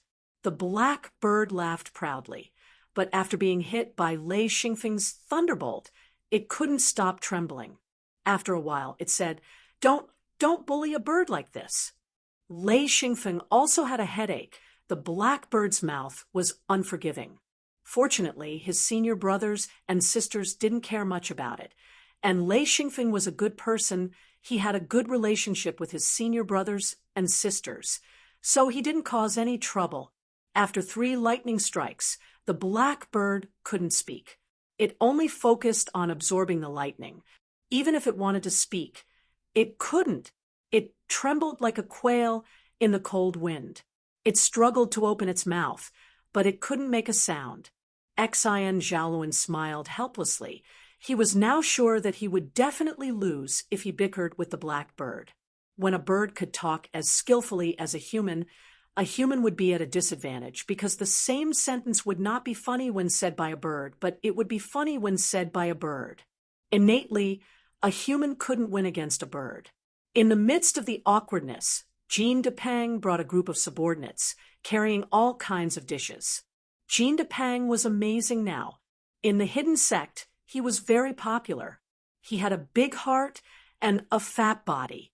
He was friendly to people, and his cooking skills had won the hearts of everyone. When they saw him come out, everyone rushed to greet him. Even Miao Ling called him Big Brother, Fatty. One must know that Miao Ling was a direct descendant. Tung Yuan directly called him brother. Xian Zhaoluan called him little brother. It was easy to imagine how popular Jean Depang was. Jean Depang smiled and said, "Today's ingredients were brought by Big Brother Tung Yuan. If you want to thank someone, thank him." Hee, a phone. There are a few good things this time. Let's all have a taste. As he spoke, he ordered his subordinates to place the wooden plates on the table. Lei Xingfeng smiled and said, "Fatty, what are the good things?" Jean Depang said, "Most of it is seafood. This is also my first time cooking. I rarely come across such ingredients before." Xian Feng raised his head to look, only to see large prawns, large sea crabs, large pieces of fish, all sorts of sea creatures, large conches, sea cucumbers, scallops, large sea turtles, and so on. Xian Feng asked curiously, "Senior Brother Tung Yuan, where did you get so many sea products?" Tung Yuan smiled and said, "I went to the outer world. I didn't find many materials, but I found countless ingredients. It's an oceanic world." After the dishes were laid out, Jean Depang sat down and said, "Most of them are steamed. The ingredients are very fresh, and many of them can be eaten raw. I've tried them before, and they're very delicious." In fact, seafood was not very suitable for people who ate meat. It was a completely different taste. Lei Xingfeng was very used to it. In his previous life, he liked to eat seafood. This time, he ate it with relish. The others were different. Xian Zhaoluan said, "It's not as good as I thought." Jean Depang and Tung Yuan were both standard foodies. As foodies, their mouths were more sensitive than others. Therefore, the two of them ate happily, thinking that it was very delicious. Xian Feng grabbed a foot-long prawn and ate it. This prawn, eating it raw isn't bad either. The people in this world all had steel-like stomachs. They were much stronger than the people in his previous life. Eating raw food was not strange to them. For example, barbecued meat. Half-raw meat with blood was more popular than fully cooked meat. That was because half-raw meat was more plump and tender. Jean Depang smiled and said, "It's my first time cooking, so I'm still learning. I'll know how to cook it after a few tries." Lei Xingfeng said, "The most important thing about seafood is freshness. As long as it's fresh, it's delicious no matter how it's cooked. It's not bad even if it's raw." Xian Zhaoluan said, "I still think meat is delicious. This seafood, it's not chewy. Hee. Miao Ling said, "I think it's not bad. It's quite delicious." Everyone chatted and laughed as they ate. A waiter came to report, "Chief, AI-8 is here." Lei Xingfeng hurriedly stood up and said, "Invite him in." AI-8 hurriedly walked in. He saw Xian Zhaoluan and the others at a glance and said, "You're all here. All right, the ancestor is back. He wants everyone to go over." Xian Zhaoluan said in surprise, "Ancestor is back? How was the battle?" Wu Yang and Gucci went out to fight after the door was closed. Lei Xingfeng and the other direct descendants were all uneasy and had been waiting for news. They didn't expect the ancestor to be back so soon. AI Pa Dao said, "I'm not sure either. Everyone go over quickly. I still have to inform the others." Then he hurriedly left. Xian Zhaoluan said doubtfully, "Why is he in such a hurry?" A phone, "Tung Yuan, Xiao Miao, let's go." Lei Xingfeng had a bad feeling. He said, "Let's go." He threw away the prawn in his hand and walked towards the door. Xian Zhaoluan, Lei Xingfeng, Tung Yuan, and Miao Ling quickly rushed towards Wu Yang's residence. The others could only wait in place. They didn't have the qualifications to enter Wu Yang's residence. In just a moment, the four of them rushed into Wu Yang's residence and quickly arrived at the guest hall. Lei Xingfeng saw Qi Meiyun and Yin Yao the moment he entered. Then he saw Wu Yang and Guqi. Guqi was sitting cross-legged, and his wife, Tanya, had a worried expression. Lei Xingfeng came to Wu Yang's side and asked softly, "What happened to Master?" Wu Yang said, "Your master was injured. Fortunately, he had medicine, so it wasn't a big deal." Master was injured? Lei Xingfeng was shocked. He felt that, with his master's strength, how could he be injured? He asked, Who injured Master? Wu Yang sat there, with a gloomy expression. After a while, he sighed and said, "It's very troublesome. This time, even the secret door won't be able to stop the invasion." Lei Xingfeng's heart skipped a beat. Everyone's expression didn't look good. Guqi was a true monarch, and a peak true monarch at that. He was just one step away from becoming a heaven monarch. If even he was injured, how strong was the enemy? Since Yuko had gone to the outside world, Xian Zhaoluan was considered the boss among the disciples. He asked, "Founder, is it a human or a beast that invaded?" Wu Yang smiled bitterly and said, "It's people who are exactly the same as us." Lei Xingfeng's heart sank. He knew that this was the worst-case scenario. Even if it was a star beast or Mang beast invading, it wouldn't be a big deal. However, if it was a human invasion, it would be terrifying. Are they very strong? Lei Xingfeng didn't believe it. One had to know that Guqi was very strong. How could he not defeat the enemy? Wu Yang shook his head and said their individual strength is really not strong. At most, they are 5th or 6th ring sages. Most of them are mill wheel masters or 1st ring sages. I can kill a lot of them with a slap. Everyone's face was filled with disbelief. One had to know that Guqi was a true monarch, a 5th or 6th ring sage. Even if Guqi stood there and let them hit him, they couldn't hurt him. How could he be injured? Wu Yang sighed and said, "They have an extremely powerful weapon that we can't resist. It's too sharp." "Weapon?" Xian Zhaoluan asked. "What weapon? Can it hurt a true monarch?" Wu Yang said, "Not only can it hurt a true monarch, but it can also hurt me. If it wasn't for my fast reaction, I would probably be the same as your master." Lei Xingfeng was shocked. Who were these people? How could they be so powerful? He asked, "What's the difference between them and us? What's the difference between them and us?" Wu Yang said, "It's exactly the same. Even the language is the same. Although it sounds a little strange, we can be sure that those people are from the same lineage as us. However, we don't know why they have such powerful weapons." Xian Zhaoluan smiled bitterly and said, "I'm confused." Wu Yang said, "It's exactly the same.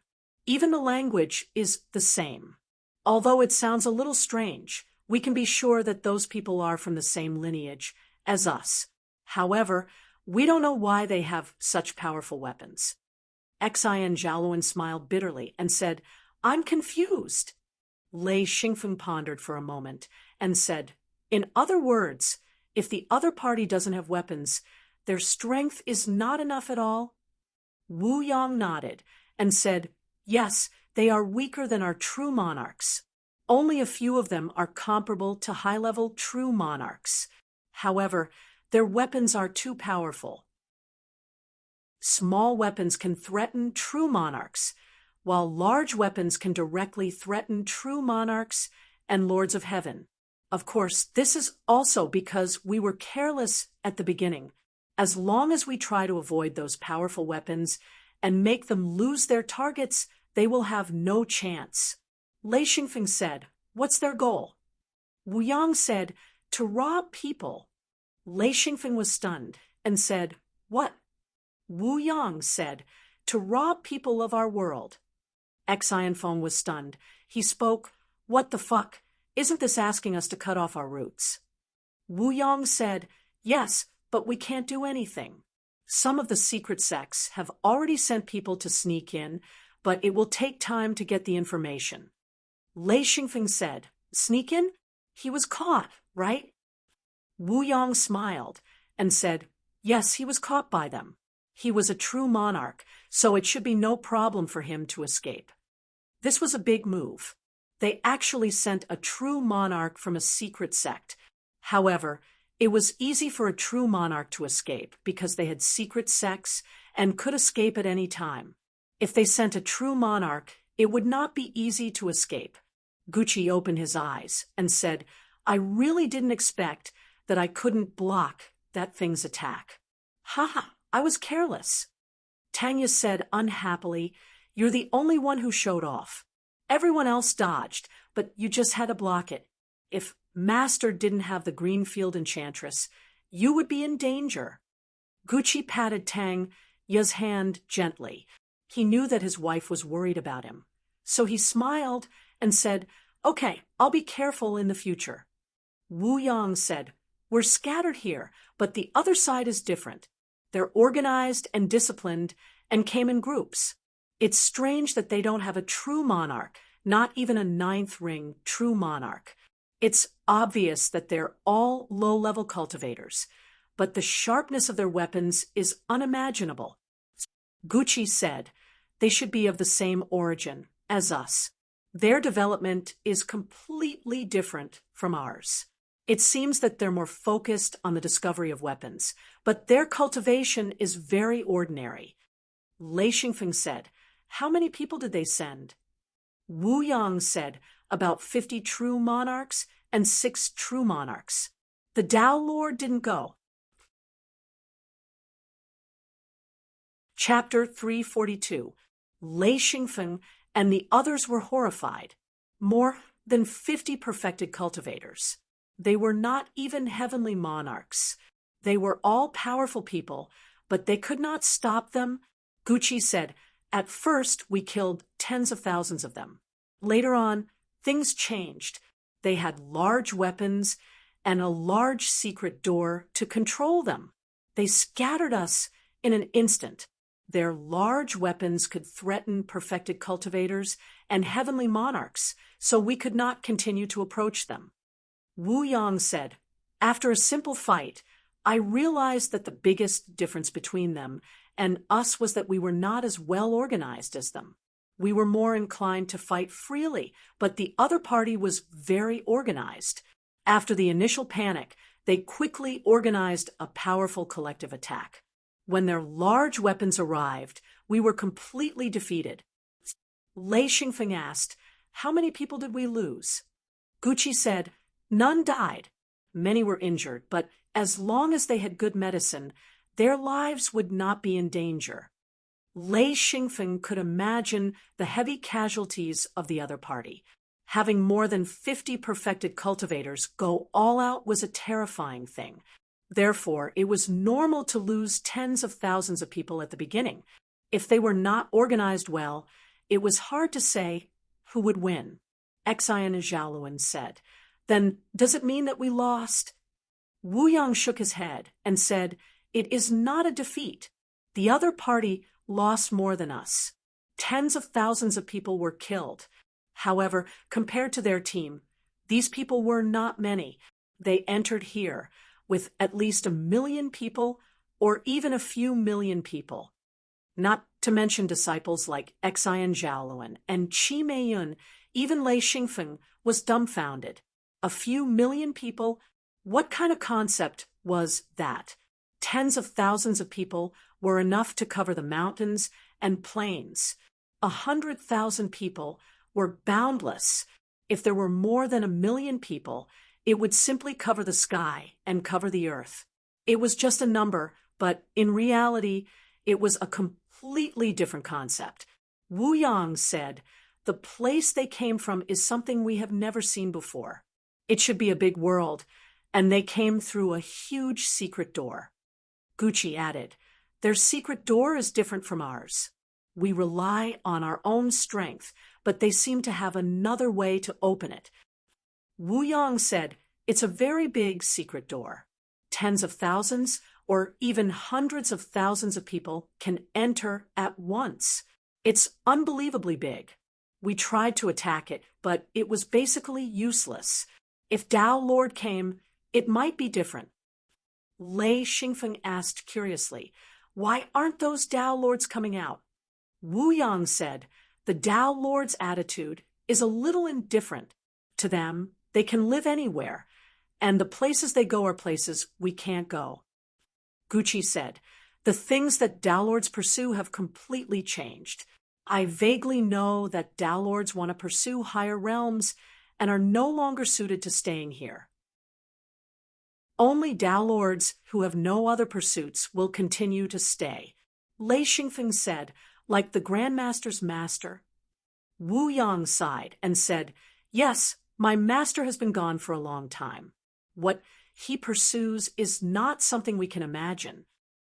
Lei Xingfeng reminded, "Grandmaster, you are someone who is about to ascend. Once you become a Tao Lord, will you also leave?" Wu Yang said, "Not at first. When I reach a certain level, I can be sure that I will definitely leave. This is not my decision, but my cultivation. However, it's not that easy to achieve one's goal. Ascending from Heavenly Lord to Tao Lord is also a very difficult hurdle. It won't be that easy to pass." Lei Xingfeng immediately understood. Tao Lords no longer cared about others. Their pursuits were completely different. As for ordinary people and even cultivators, they no longer cared about them. Then again, even if there were people invading now, they would probably only be able to rob people. As for cultivators, they would probably rely on weapons to suppress them. If the other party was extremely strong, they might not necessarily fight head-on. Perhaps they would use other methods to achieve their goals, such as recruiting. This world was a loose and free place. There were no countries or religions. There were only sects and forces controlled by secret sections. This control was also quite loose. Such a social structure could not fight against people with countries and strict organizations. This was a principle that Lei Xingfeng understood in his previous life. No matter how strong an individual's martial strength was, they could not fight against a country, especially if the country had powerful weapons. Xian Zhaoluan said, "What should we do?" "Go and fight." Wu Yang shook his head and said, "We're just going to test it out. There will be a meeting in the secret sects to discuss this matter. You brothers should just stay at home and cultivate. There's no need to take risks and fight. What we're most afraid of is an invasion of mutated beasts or foreign races. As for the invaders this time, we don't have to worry about it." Lei Xingfeng almost immediately understood Wu Yang's words. He said, "Yes, it's not that we're going to integrate with them. It's that they're going to integrate with us. It's not that big of a problem. Our secret sects are in a hidden state. Even if they want to find us and fight, it'll be very difficult." Wu Yang glanced at Lei Xingfeng with appreciation. This little disciple's mind was absolutely clear. He almost immediately grasped the essence of his words. He, a Feng, as a secret sect, we have our own strength. We can't be suppressed by just anyone. I believe that the battle with more than 50 of us at the beginning will be enough to deter them. At least, they won't dare to kill innocent people. Wu Yang said faintly, more than 50 people, barehanded, killed tens of thousands of people in one breath. Even if the other party had more people, they would be frightened and wouldn't dare to act rashly. They had to figure out who these people were and why they were so powerful. They shouldn't have dared to act rashly before. If they provoked crazy revenge, they believed that they wouldn't be able to take it. Wu Yang said, "Moreover, we have monarchs among us. Soon, we'll get the coordinates of their world. Not only can they come, but we can also go there." Lei Xingfeng was shocked. Once the secret sect found the coordinates of the other party's world and entered with the strength of the secret sect, even if they couldn't overthrow the other party's regime, it shouldn't be a problem for them to turn the world upside down. It was no wonder that the secret sect was so calm. They just sealed their doors and wouldn't appear for the time being.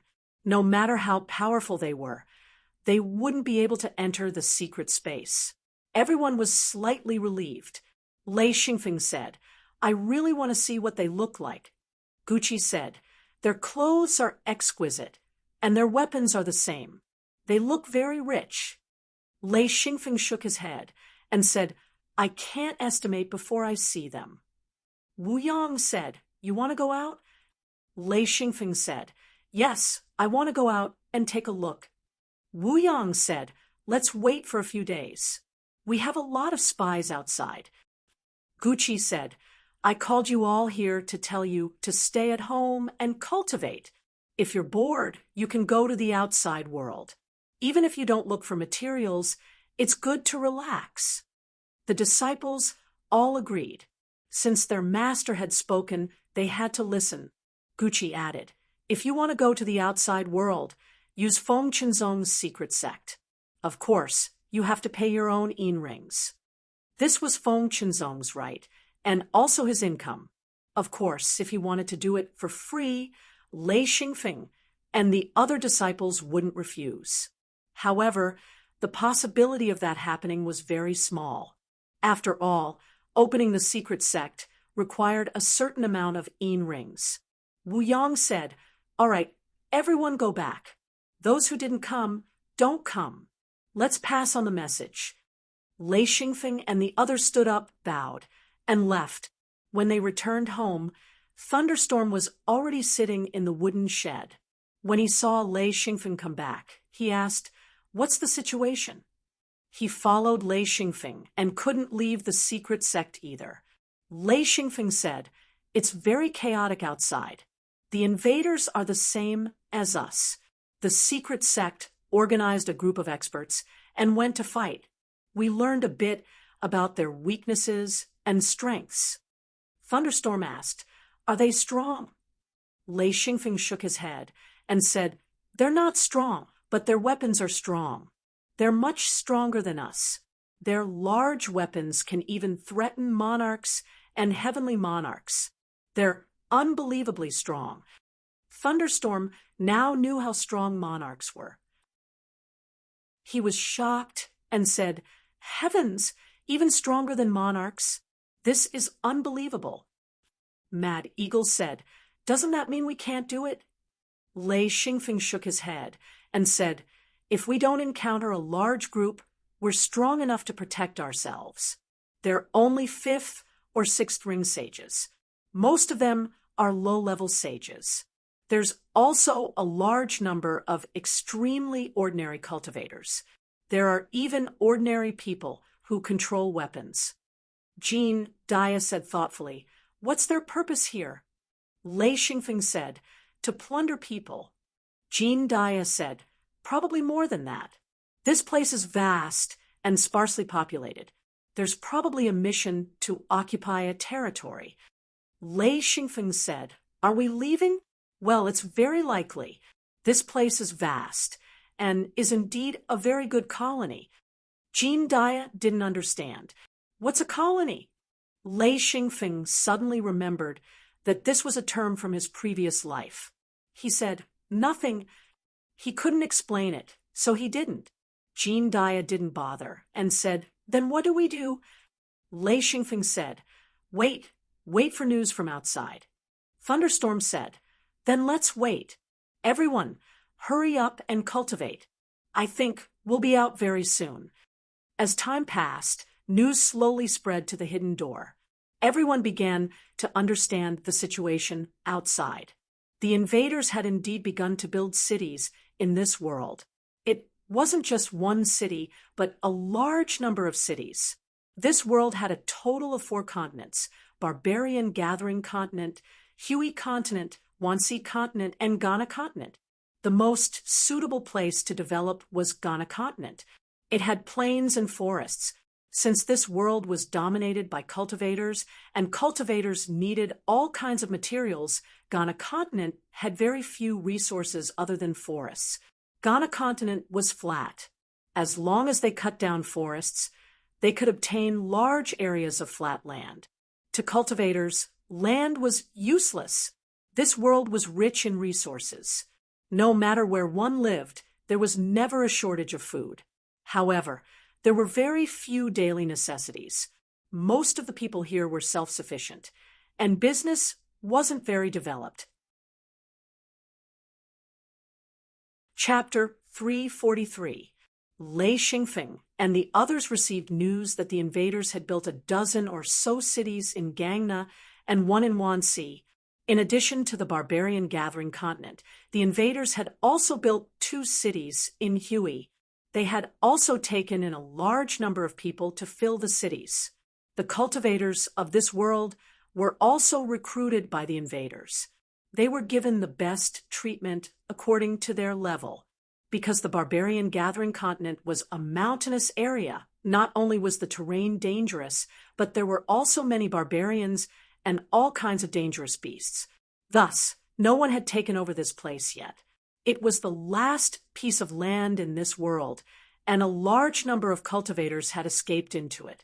On this day, Wu Yang, Guqi, Feng Chenzong, Yuko, Xian Zhaoluan, Qi Meiyun, Yin Yao, and Lei Xingfeng were all in Wu Yang's home, discussing the current situation. Wu Yang said, "We've already obtained the coordinates of their world. Many people have gone to investigate." Yuko asked, "Did you find anything?" Wu Yang said, "Many. That world only has one continent and is surrounded by the ocean. It's densely populated and has many countries. All of them are cultivators." Lei Xingfeng asked, "Are there a lot of cultivators?" Guqi laughed. "No, very few. As long as their cultivators can reach the level of our 1,000 Luan masters, they'll be considered decent experts. As long as they reach the level of a first ring sage, they'll be considered experts. No matter where they go, they'll be able to obtain a good income and a high social status." Lei Xingfeng couldn't help but bitterly smile. He now understood that the people of the other world were probably looking for a way out after their population had reached its peak. According to the information they had, after they invaded, they probably wouldn't leave. Instead, they would take over this world, assimilate it, and divide it. Because they were of the same race and had similar cultivation systems, the invaders didn't intend to massacre the natives. Instead, they tried to quickly assimilate them.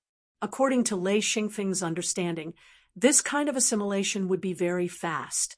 As for cultivators, they also needed them. They would work hard to absorb the cultivators here and obtain their cultivation techniques and methods. Fortunately, there was still the hidden sect, or else this world would quickly fall. The true experts of this world were all in the hidden sect. The average cultivator of this world was about the same level as the invaders. However, the invaders had a powerful martial system. Normal cultivators of this world wouldn't be able to contend with them.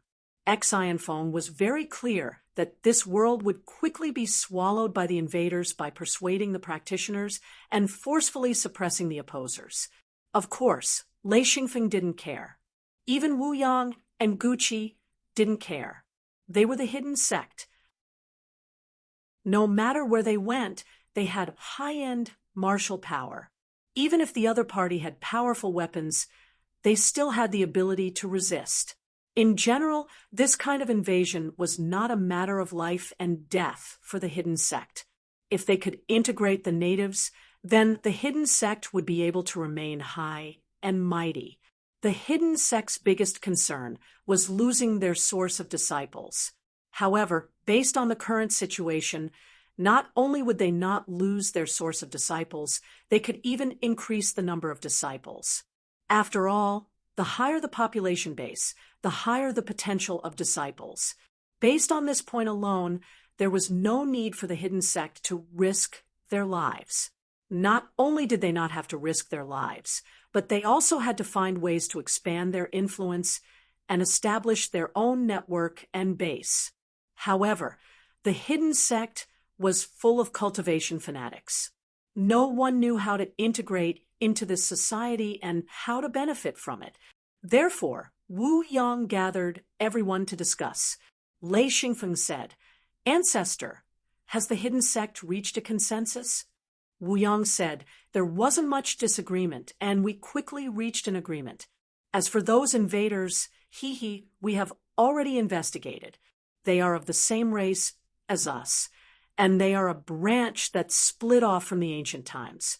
They obtained the inheritance of weapons in the Forbidden Land, and then developed in that world.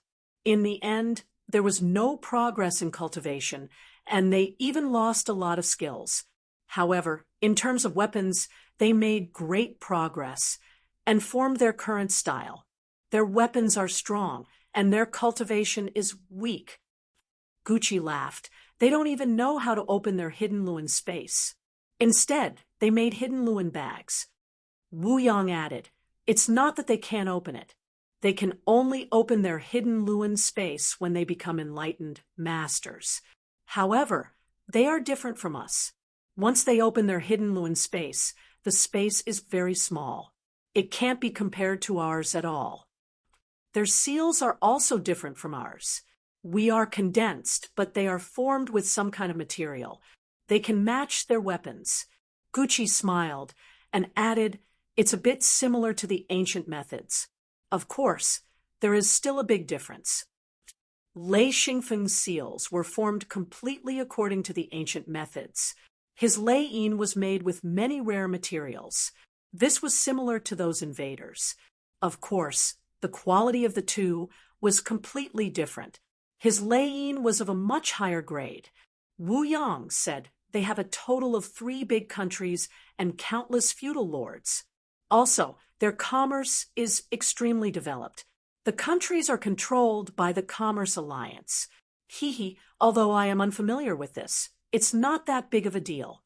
They shouldn't dare to provoke us." Yuko said, "If they provoke us, what should we do?"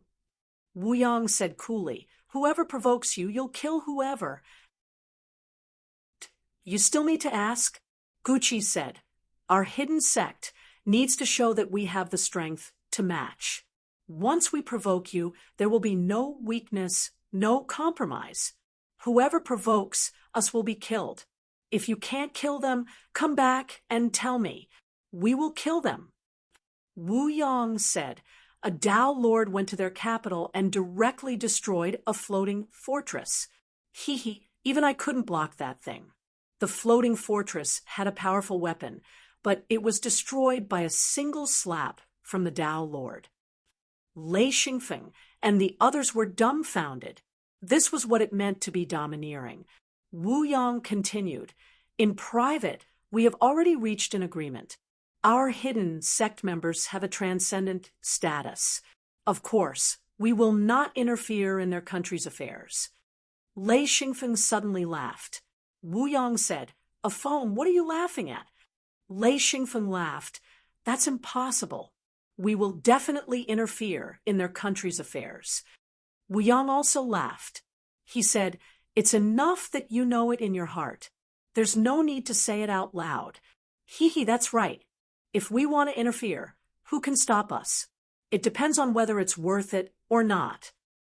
Lei Xingfeng thought to himself, as expected, the hidden sect's patriarch-level experts are not to be trifled with. It won't be easy for those people to take advantage of us. Wu Yang said, "The private agreement includes that the hidden sects are not to interfere when they recruit disciples. In addition, they are not to massacre the local residents." Lei Xingfeng understood that there was another meaning in Wu Yang's words. He said, "If we are not to massacre them, then small-scale massacres are allowed." Wu Yang said, "No, we can only kill those who kill them."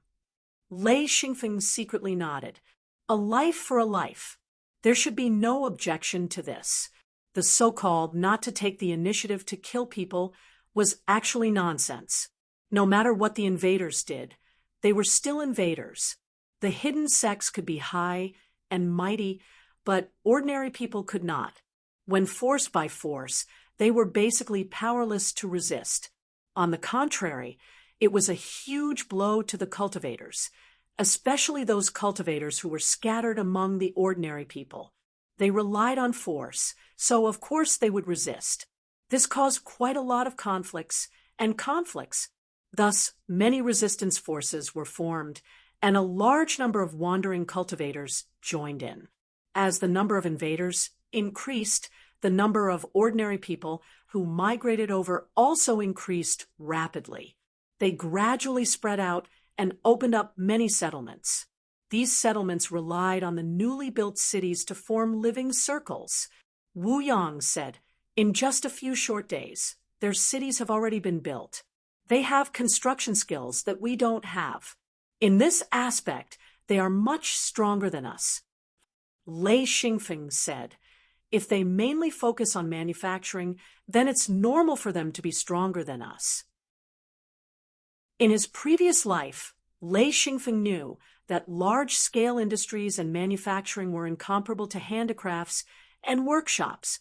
He estimated that the invaders had large-scale manufacturing capabilities. Just this manufacturing capability alone was enough to destroy any manufacturing workshop in this world. There was no comparison. Yuko said, "Founder, when can we leave?" Wu Yang said, "We are all waiting for the final agreement to be signed. It is a secret agreement signed by the hidden sects. Everyone will be able to obtain an identification card. This way, we can enter their city." Xian Zhaoluan was puzzled. Identification card. Do we need that? Won't that expose us as disciples of the hidden sects?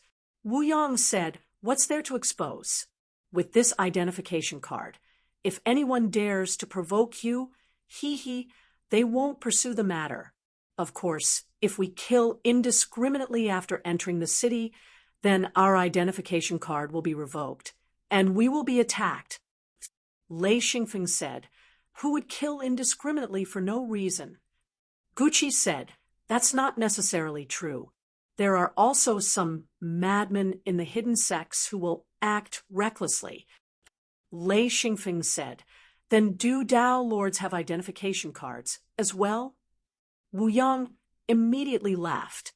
He said, "Dao lords don't have to prove anything. Furthermore, Dao lords usually won't appear. They have their own places to go." Lei Xingfeng was very curious.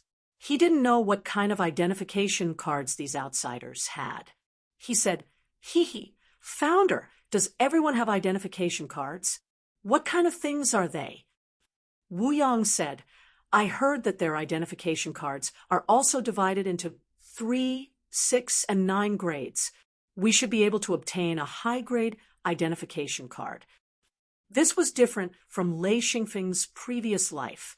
There were no grades for identification cards in Lei Xingfeng's previous life. As long as one was an adult, they would have their own identification card. There was no difference between high and low.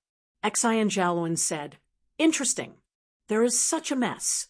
Lei Xingfeng said indifferently, "This is a kind of norm. They are more developed than us. The structure of their society is more organized and more compact than ours." Wu Yang agreed.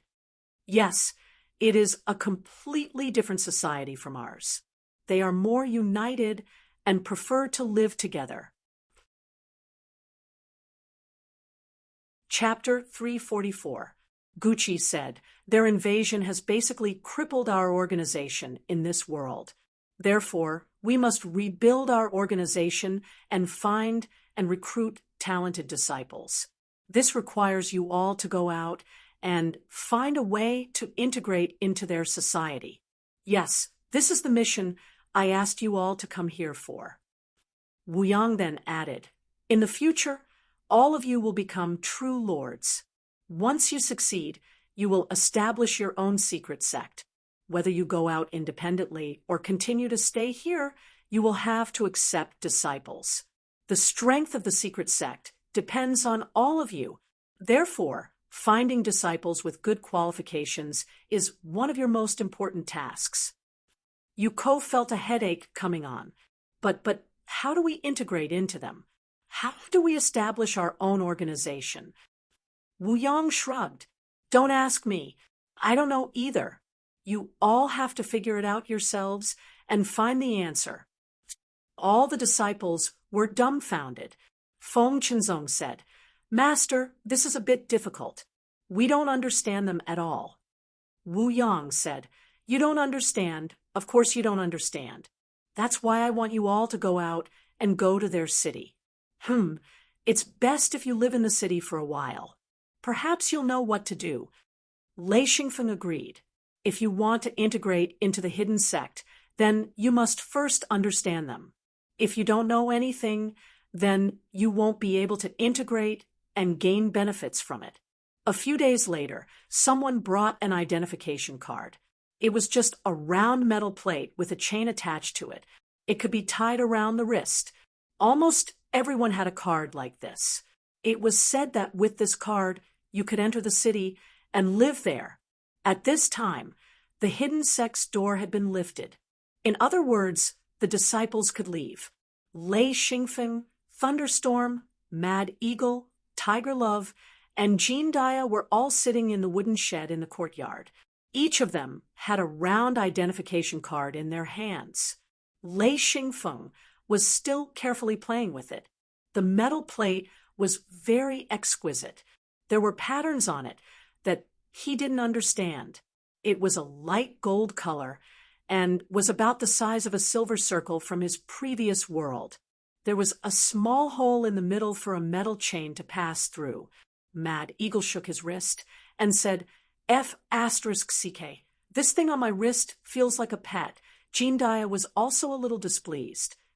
Yeah, it's very awkward to wear. On the other hand, Lei Xingfeng didn't feel anything. In his previous life, he didn't have any proof of identity, so there were a lot of inconveniences. For example, he had to withdraw money from the bank, buy a house, and stay in a hotel. It was much stricter than this life. Lei Xingfeng asked, I wonder if the identity plates of the invaders are the same? Jean Dia said, It looks exactly the same, but the content recorded inside is completely different. However, I'm not sure how they recorded the content on such a small round plate. Lei Xingfeng asked, What currency do they use? Jean Dia was puzzled. What currency? Mad Eagle, on the other hand, understood. He said, It's gold and silver rings. I don't know what currency they use either. Jean Dia went to collect his identity plate. At this moment, he finally reacted and said, I know about this. I also collected some back. Yes, it's their currency. As he said this, he took out a big bundle of money and placed it on the table. Lei Xingfeng was dumbfounded. He said in surprise, What the F***CK? It's paper money? That's amazing. The issue of paper money represented the establishment of a credit system. It also meant that the social development of the other world was much more advanced than that of this world. Lei Xingfeng sighed and said, Our world is being swallowed up and integrated. There's no way to stop it. They're much more advanced than us. Other than cultivators, they're better than us in all aspects. Forget it. This isn't something I can worry about. The paper money was very exquisite, not inferior to the currency of his previous life. The smallest unit of currency was 1 ring coin. The largest unit of currency was 1,000 ring coins. Among them, there were 1,000, 500, 100, and 10 ring coins. They were all paper money, and 1 ring coin was a coin. From this, it could be seen that their currency was quite mature. Jean Dia said, Our gold and silver rings can be exchanged for paper money. Lei Xingfeng didn't mind. He rarely used gold and silver rings. For one, the trade of goods here wasn't developed. Most of it was barter, which was very primitive. The secret treasure space was a classic example of a self-sufficient system. Even if there weren't any goods in the outside world, they could still make their own. The degree of dependence on the outside world was very low. Even if they didn't sell anything, there wouldn't be any problems. The bundle of money Jean Daya took out was about a few 100,000 rings. To the average person, this was a large sum of money. To the rich, this was pocket money, and it wasn't even enough. According to Lei Xingfeng's estimation, they were all poor now. Lei Xingfeng asked, "Are these rings exchanged with gold and silver rings?" Jean Daya shook his head. "No, they're exchanged with yin rings." Lei Xingfeng was stunned. "What? Yin rings can be exchanged for coins?" Jean Daya replied, "Because yin rings are compatible with their weapons. They're stronger than the origin rings they make themselves. And the origin ring is the core of a weapon. Without it, the weapon would be useless. Our yin rings are better than the origin rings. They're more durable and can unleash more power." Lei Xingfeng thought for a moment, then asked, "How much can one yin ring be exchanged for?" Jean Daya said, 100,000. Lei Xingfeng shook his head. "That's too cheap." Jean Daya nodded. "I've heard some news about this. Yin rings are all leaked from the secret sect. Once they realize that yin rings are irreplaceable, the price of one yin ring will skyrocket. Hee, for now, it's not a big deal to take a loss." Lei Xingfeng nodded. "That's more like it." Mad Eagle asked curiously, "How much can one gold ring be exchanged for?" Jean Daya said, "I think it's 1,000 or 1,200. I didn't pay too much attention to it. It's not that valuable anyway." Lei Xingfeng said, "That depends on the price." Jean Daya said, I heard from the outside that the newly built city is very grand. There's also a lot of daily necessities." Lei Xingfeng thought to himself, "If it's industrialized, the goods will definitely be abundant. That's not bad. This world is too primitive. With these people here, I can finally enjoy the pleasures of my past life." Jean Daya's description made everyone itch to go out and see for themselves. Thunderstorm smiled. "Then let's go take a look. I remember that there's an ancient Luan passage to Gunnar." Jean Daya said, "The seal has been lifted. We can leave the secret treasure space at any time." "Oh, right. The secret sect has a rule this time. Anyone who dares to provoke us in the city can be killed. The secret sect cannot show weakness, even if it causes a war." Lei Xingfeng thought for a bit and understood. This was a rule set for the secret sect to obtain a higher status. Of course, he couldn't violate it. In terms of individual strength, a ninth ring sage could run amok among the invaders. However, if the enemy used weapons and an army to attack, they would still be in great danger. However, the secret sect couldn't show weakness. Once they did, even if they integrated into society, their status wouldn't be high. This was the unanimous opinion of the secret sect. A high status in society meant that they could obtain more benefits, more resources, and more rights to speak. The old men of the secret sect understood this very well. However, Lei Xingfeng had other ideas in mind. It was almost impossible to rely purely on force to conquer society. Moreover, if he acted arrogantly and domineeringly, he would thoroughly anger everyone. In order to obtain social status, besides power, force was a foundation. The power of money was even more important. According to the saying in his past life, money could make the world go round.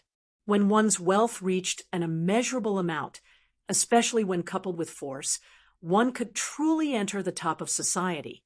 Therefore, Lei Xingfeng didn't intend to be arrogant and domineering. Of course, he wouldn't be bullied either.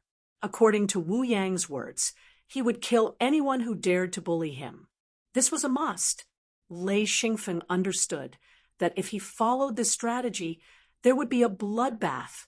The experts of the secret sect had always been arrogant. They would only treat others as equals if they met someone of a similar level. In other words, the people of the secret sect wouldn't keep a low profile in the cities of the invaders. This would definitely arouse the disgust of those invaders and lead to conflict. Those who could move freely in the secret sect were the direct descendants. These people usually had powerful force. Even if they didn't have enough force, they would still have a group of guards. These guards were also quite powerful. They were definitely not people that low-level cultivators and ordinary people could provoke. The consequence was that whoever provoked them would die. Lei Xingfeng said, "I can foresee a bloodbath." Jean Daya asked, "What do you mean?" Lei Xingfeng said, "Once the people of the secret sect enter the city, there will definitely be a bloodbath. They will probably kill nonstop. We'll just have to see how the other party deals with it." Jean Daya didn't care and said, "Let's just take care of ourselves." "A phone, what should we do?" Lei Xingfeng smiled and said, "It's very simple. We'll keep a low profile and don't cause trouble. We'll integrate into the city as quickly as possible and then start developing. We've seen a lot of murder and arson. This time, we'll do something different." Everyone was stunned. Earn money? What was this? These people never had much of a concept of money. They paid more attention to cultivation and obtaining resources often relied on themselves to find and excavate resources. It had nothing to do with money at all. Lei Xingfeng nodded and said, "That's right. We'll make money. Big money." Thunderstorm frowned and said, "This, making money can increase your strength?" Lei Xingfeng nodded and said, "That's right. Making money can definitely increase our strength, and not just by a little." He knew that in the society of his previous life, power, money, and influence could bring about a lot of benefits. However, these benefits were difficult to obtain through strength alone. Thunderstorm smiled bitterly and said, "I don't really understand. However, since a phone wants to do this, I'll support him." Although he still had doubts in his heart, he wouldn't stop Lei Xingfeng's path. He would even accompany him. It didn't matter even if they failed. Chapter 345. Even Jean Daya didn't have such a concept. Could earning money increase one's strength? What a joke, but they were guards. As long as Lei Xingfeng made a decision, they had to obey. He nodded. "No problem, let's go earn money, Feng Ying and Shihu nodded in agreement. As long as they followed Xi and Feng, they didn't need to care too much. Lei Xingfeng said, Yi, should we send someone to ask Lil Sis? If she wants to go to the city, we can go together." He thought about the prosperity of a big city. Even if he hadn't seen it with his own eyes, he had seen a lot of big cities in his previous life. He knew how prosperous a big city was, so he wanted to bring his little sister along. He believed that his little sister would be happy with the family of 3. Thunderstorm nodded. "Okay." After 2 days of preparation, Lei Xingfeng brought Jean Daya, Jean Depan, Mad Eagle, Tiger Love, and Elder Thunderstorm out of the secret hidden space. The reason he brought Jean Depan along was that he had stayed at home for too long and wanted to go out for some exercise. He was especially curious about the outsiders. He was even more curious about what delicacies the outsiders had and what ingredients they had that he didn't know about. This was the real reason he pestered Lei Xingfeng to come out. Soon, they arrived at the small town outside Xian Yao's secret door. The small town was still the same. There were no traces of the intruders. Since there were 4 continents in this world, the intruders were only in a few spots in Wanxi continent. They didn't spread out at all. Therefore, the small town was still peaceful. Although Lei Xingfeng could enter Xian Yao's secret door and the secret hidden space, he still stayed in the small town. He only notified the people in the secret hidden door. That day, Xian Yao brought Yan Shaoqing out. She excitedly went to Lei Xingfeng's place. Lei Xingfeng gave a simple explanation of why he was here and said, "Little sister, let's go take a look at the cities in the Gangna continent." Xian Yao was overjoyed. She said, "Us sisters are also discussing going to the city. They plan to go to a city in Wanxi continent. Brother, since you plan to go to the big city in Gangna continent, and I haven't been to Gangna continent before, then I'll go with brother." Thunderstorm laughed. Almost. If it was a few days later, Yao Yao would have already left the secret door. Lei Xian Yao smiled and said, "That's right, we've been discussing for a few days, but Master was a bit worried. That's why we delayed it until now." If she could go with A Yi and her brother, of course she wouldn't go with her senior sisters. Yan Shaoqing said, "There's a Luan spot nearby. Let's use the ancient Luan passageway to get there.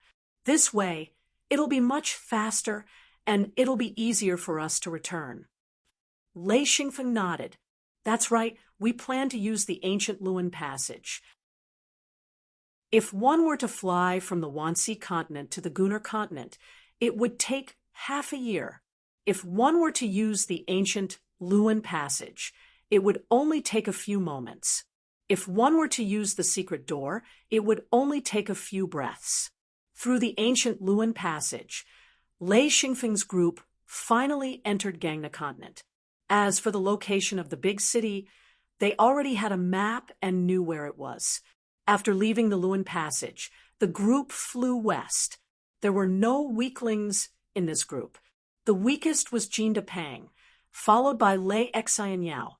However, Lei Xian Yao's guard was the strongest. He was a monarch. Even in a secret sect, he was an amazing existence.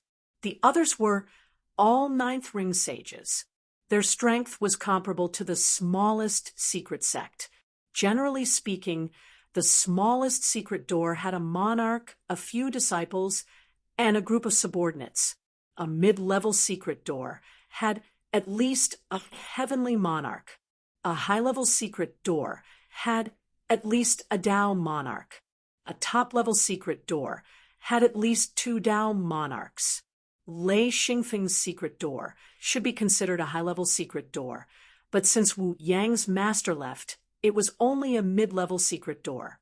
Unless Wu Yang ascended, he could return to a high-level secret door. If Feng Qinzong left his current hidden door, he could establish his own hidden door. However, this hidden door would be a bit more difficult. There would be fewer people and weaker cultivators. Of course, he could establish his hidden door in his own world, but that would require a certain amount of yin rings to travel to and from his world. His hidden door would be the lowest level hidden door. Of course, Feng Qinzong wasn't that stupid. He wasn't the kind of person who liked to be independent, so he established his secret door in his original master's place.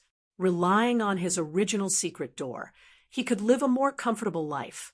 After flying for half a day, Lei Xingfeng noticed a strange flying machine in the sky. When it saw them, it would come closer as if observing something. When Lei Xingfeng's group flew towards it, it would fly away like a frightened rabbit.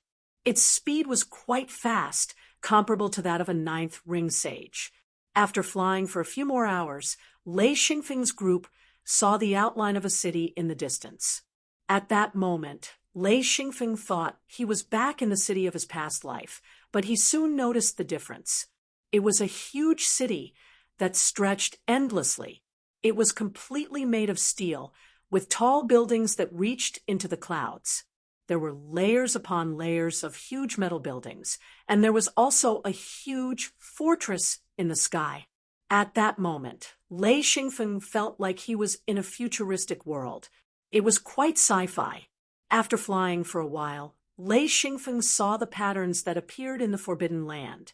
He knew that these buildings came from the Forbidden Land. Lei Xingfeng said, "This is the inheritance of the Forbidden Land." He knew that this inheritance had been carried forward. The Forbidden Land didn't have such tall buildings. nor did it have such pure metal buildings. Thunderstorm exclaimed, "How spectacular!" The tall buildings reached into the clouds. One could imagine how tall they were. Jean Dia said, "Flying is not allowed in the sky above the city. We will be attacked by the fortress in the sky, so we have to go down." Lei Xingfeng nodded. "Okay, let's go down." From the sky, they could see that there was a newly built road on the ground. It was wide and flat. Everyone slowly descended from the sky and landed on the main road. There were many cars on the road. Xian Yao asked curiously, "Brother, what is this thing?" "It can actually move on its own. It's very fast." Lei Xingfeng was also very surprised. "Was this a car?" Actually, it wasn't a car, because this car was floating 1.5 to 2 feet above the ground. Its speed wasn't very fast, but of course, it was much faster than walking. Moreover, most of the cars here were open. At most, there was a roof on top. Although the design was very exquisite compared to the cars in his past life, the degree of exquisiteness was a far cry. Lei Xingfeng said, "Little sister, I also don't know what this thing is. Maybe it's some kind of car." Xian Yao exclaimed, "It can move on its own. It's so strange." Along the edge of the city, there were many tall towers. Looking at the appearance of the towers, Lei Xingfeng thought of the Forbidden Tower. It really did look like it. Some of the towers were still under construction. On the wide road, there were paths for ordinary people to walk. Thunderstorm stared at the huge metal fortress in the sky and said, "That thing is very dangerous." Jean Dia said, "I heard that this fortress attack is very strong." Lei Xingfeng said, "It's not that big of a deal. I heard that the Daojun of the hidden sect destroyed it with one slap." Mad Eagle shook his head. "The Daojun can, but we have no chance." Yan Shaoqing said, "The Daojun won't easily make a move." The group walked along the side of the road. Because the road was full of strange cars, the side was the road for pedestrians. Along the way, they saw many people. Their clothes were completely different from Lei Xingfeng and the others. Lei Xingfeng observed carefully. The clothes these people wore, from the style to the material, were different from theirs. Lei Xingfeng and the others mostly wore robes, but the other party's clothes were similar to Lei Xingfeng's in his previous life. They were all wearing short shirts and long pants. The material of their clothes was also very strange. It shone with an unknown light, as if it was decorated with many shiny metal pieces. Their hair was also not long like Lei Xingfeng's hair. Instead, it was in all kinds of strange hairstyles. What was similar was their race. They all had black hair and black eyes. Their appearance was almost the same. There was not much difference. However, Lei Xingfeng and the others were taller and stronger. The other party was relatively short and thin. Their average height was at least half a head shorter than the locals. As for the language, it was almost the same. They were all words from the Forbidden Area. The whole city gave Lei Xingfeng and the others a great shock. It was really made of metal. However, the metal was different from what Lei Xingfeng knew. Many of the metals were not shining, but seemed to be made of other materials. However, Lei Xingfeng could clearly feel that these were metals and not something else. Lei Xingfeng sighed. They used metal to the extreme. Thunderstorm said, "A place like this, it won't be easy for us to attack." He was talking about thunder attribute attacks. It must be known that metal could conduct electricity. No one paid attention to Lei Xingfeng and the others. They walked hurriedly, ignoring Lei Xingfeng and the others. Jean Dia asked curiously, "They don't seem to care about us." Lei Xingfeng said, "It's not that they don't care, it's that they completely ignore us.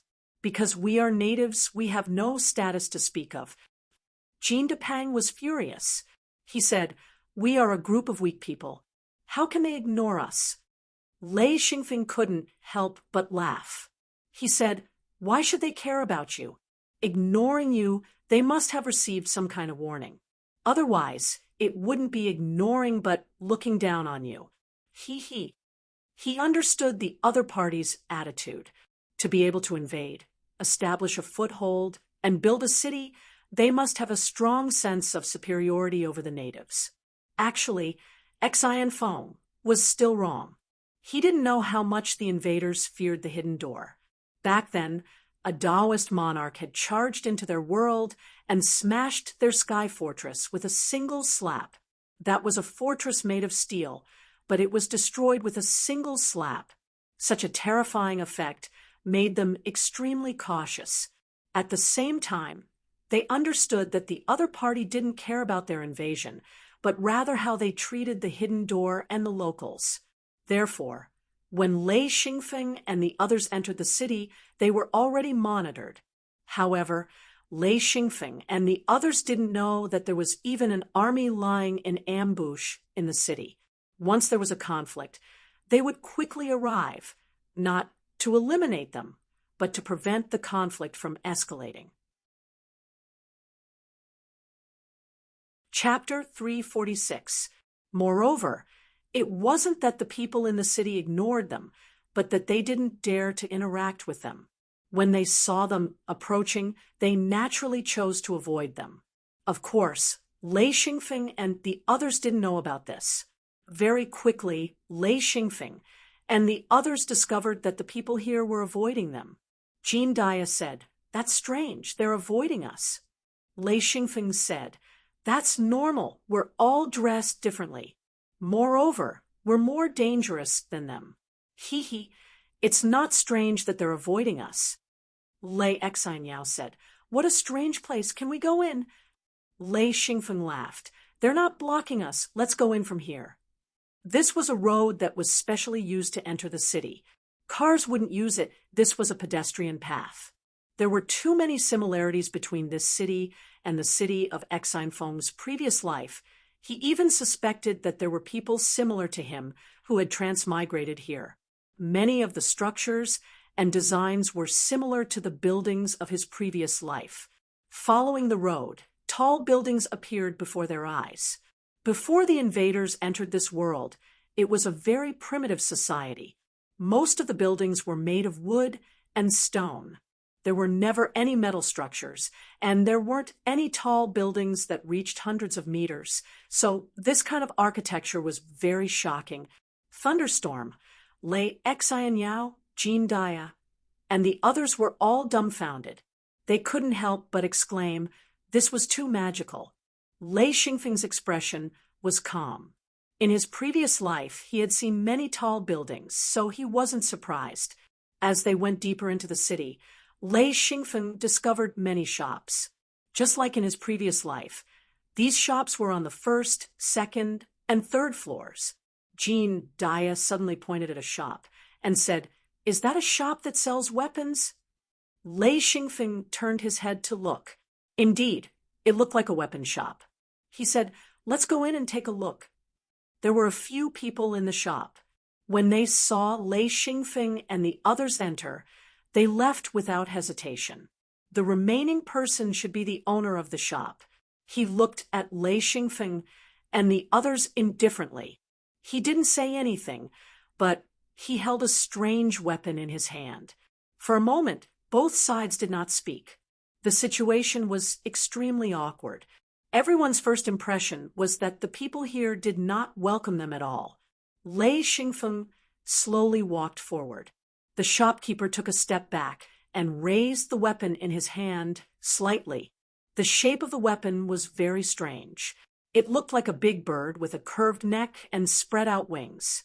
The back half of the weapon was wrapped around the shopkeeper's right arm.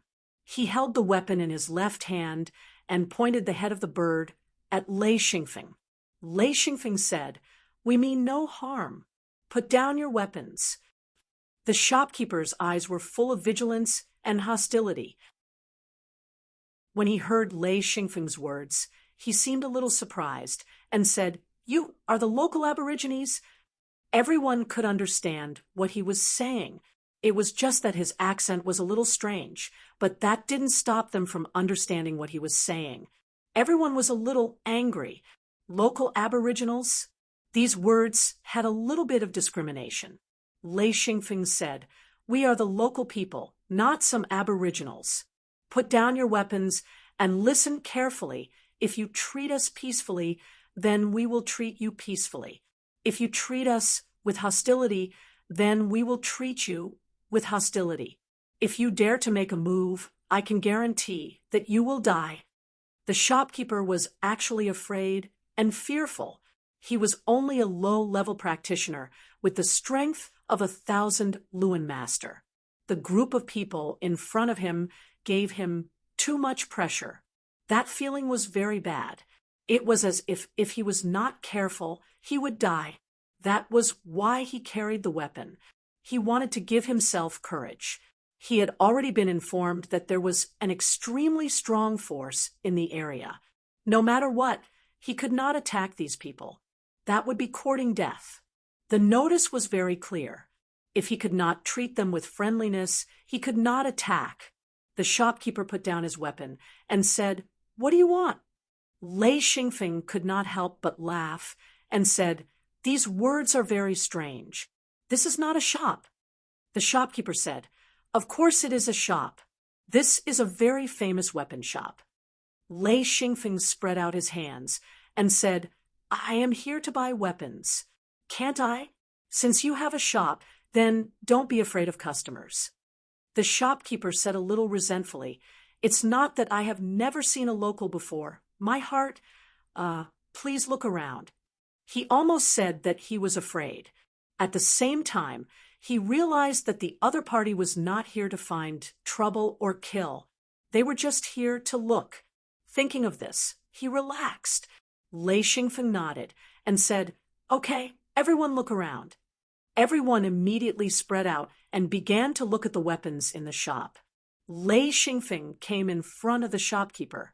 The shopkeeper immediately became nervous. Lei Xingfeng said, "Don't be nervous." I said, "I have no ill intentions. It's just that this is the first time I have seen a shop like this. I am just curious." The shopkeeper was a middle-aged man. He was wearing a set of black clothes and pants. His arms were bare, and there were tattoos on them. He had a shaved head and a big round face. Although he was a little fat, he was not ugly. His appearance did not look annoying. He said, "Look, this is a low-level weapon shop. I don't think you will buy these weapons." Lei Xingfeng said, "That's not necessarily true. Can you introduce it to me?" The shopkeeper was a little confused. Obviously, he did not know where to start. Lei Xingfeng pointed to the weapon on the side. He said, "It was a weapon in the shape of half a bird's body." The black bird poked its head out and saw the weapon in half a bird's body at a glance.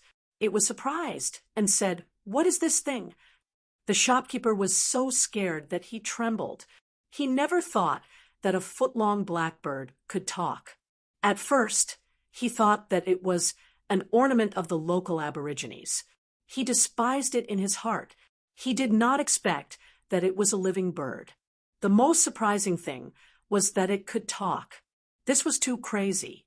Lei Xingfeng said, "That's a weapon. Don't talk. Listen to the shopkeeper." The black bird used its beak to help comb Lei Xingfeng's hair. The shopkeeper looked at it in a daze. After a long while, the shopkeeper came to his senses and said, "It's really amazing. Well, my weapon is not a standard weapon. This standard weapon, do you understand?" Lei Xingfeng, of course, understood. He said, "I know. A standard weapon is a weapon that is mass-produced." The shopkeeper suddenly felt much better. If the other party did not understand, he would not bother to say more. He said, "I asked a master to custom-make this weapon. It's the Flaming Goose Spear. A standard origin ring can shoot 8 scorching fireballs and 24 small fireballs.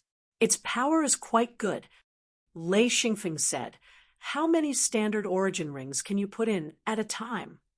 The shopkeeper said, Only one can be put in at a time. It's very convenient to swap origin rings. This is a portable weapon, not a large one. You don't need to use a lot of origin rings at a time. Lei Xingfeng muttered to himself for a moment. He already knew that Yin rings could replace origin rings, but he had no idea how effective they would be. He guessed that they would greatly increase the weapon's power, but the Yin rings were controlled by the secret sect. Moreover, the secret sect also used Yin rings, so there would not be a large number of Yin rings. Tell me about the standard weapons you have here. The shopkeeper was helpless. Once other people walked into the shop and saw Lei Xingfeng's group, they would immediately leave. There was no way to do business like this. He braced himself and introduced, there are many types of standard weapons. For example, this is the flaming fire spear. This is a close combat weapon. Fire blade. This is the ice serpent spear. It can shoot out triangular ice. Yes, its armor-piercing ability is average, but it will slow down the enemy's movements. It's not bad. This weapon is the most commonly used. It can shoot out metal pellets. It can shoot out 8 pellets at once. Its power is not bad. Yes, one origin ring can shoot 5 times. This is the most commonly used one, the scatter gun. Lei Xingfeng couldn't help but smile bitterly. This toy was very similar to the shotguns from his previous world. Moreover, this was only a normal model. It could only shoot out metal pellets. A truly powerful scatter gun could shoot out fire pellets. If that was the case, then it would be equipped with attributes. Any gun with attributes would definitely be much more powerful. There were also weapons similar to bombs. The more Lei Xingfeng listened, the more shocked he became. This was only a low-level weapon shop. What would a high-level weapon shop have? Lei Xingfeng asked, "Can you introduce the weapons in a high-level weapon shop to me?" The shopkeeper swallowed a mouthful of saliva and cursed in his heart. He was about to vomit blood from talking, but he still didn't see any benefits. This was too damn annoying.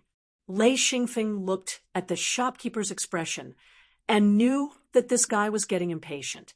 He reached out and took out a stack of paper money and said, "If you speak well, this stack of money is yours." The shopkeeper only glanced at it and knew that this stack of paper money was worth at least 10,000 origin rings. He was immediately energized. He definitely didn't earn more than 5,000 origin rings in a day. If he could get this stack of paper money, then it would be equivalent to 3 days of profit. Of course, he had to fight hard for it. Lei Xingfeng sighed. The power of money was indeed sharp. The shopkeeper politely invited Lei Xingfeng to the reception room on the side and even had someone send over drinks. This time, he was serious and began to introduce the situation of a high-level weapon shop. The high-level weapon shop was completely prepared for those practitioners. There weren't any standard weapons. All of them were custom-made weapons. It was said that every weapon was unique, just like the shopkeeper's flame goose spear. Of course, due to the shopkeeper's strength, his flame goose spear wasn't very powerful. It could injure a mill wheel master, but it definitely couldn't injure a first ring sage. Even so, 1,000 Luan master level practitioner could injure a mill wheel master with just a weapon. In Lei Xingfeng's eyes, this weapon was very powerful. The weapons of the army here were completely different from the civilians. Other than personal equipment, there were all kinds of large weapons. These weapons would consume tens of thousands of origin rings each time they were fired. The power was also completely different from normal weapons. When Gucci was injured, he was attacked by a large weapon. Furthermore, it was the concentrated fire of a large weapon. Once a large weapon concentrated fire, let alone a sage, even a true monarch or lord of heaven wouldn't be able to withstand it. This was also one of the reasons why the hidden sect decided to coexist peacefully.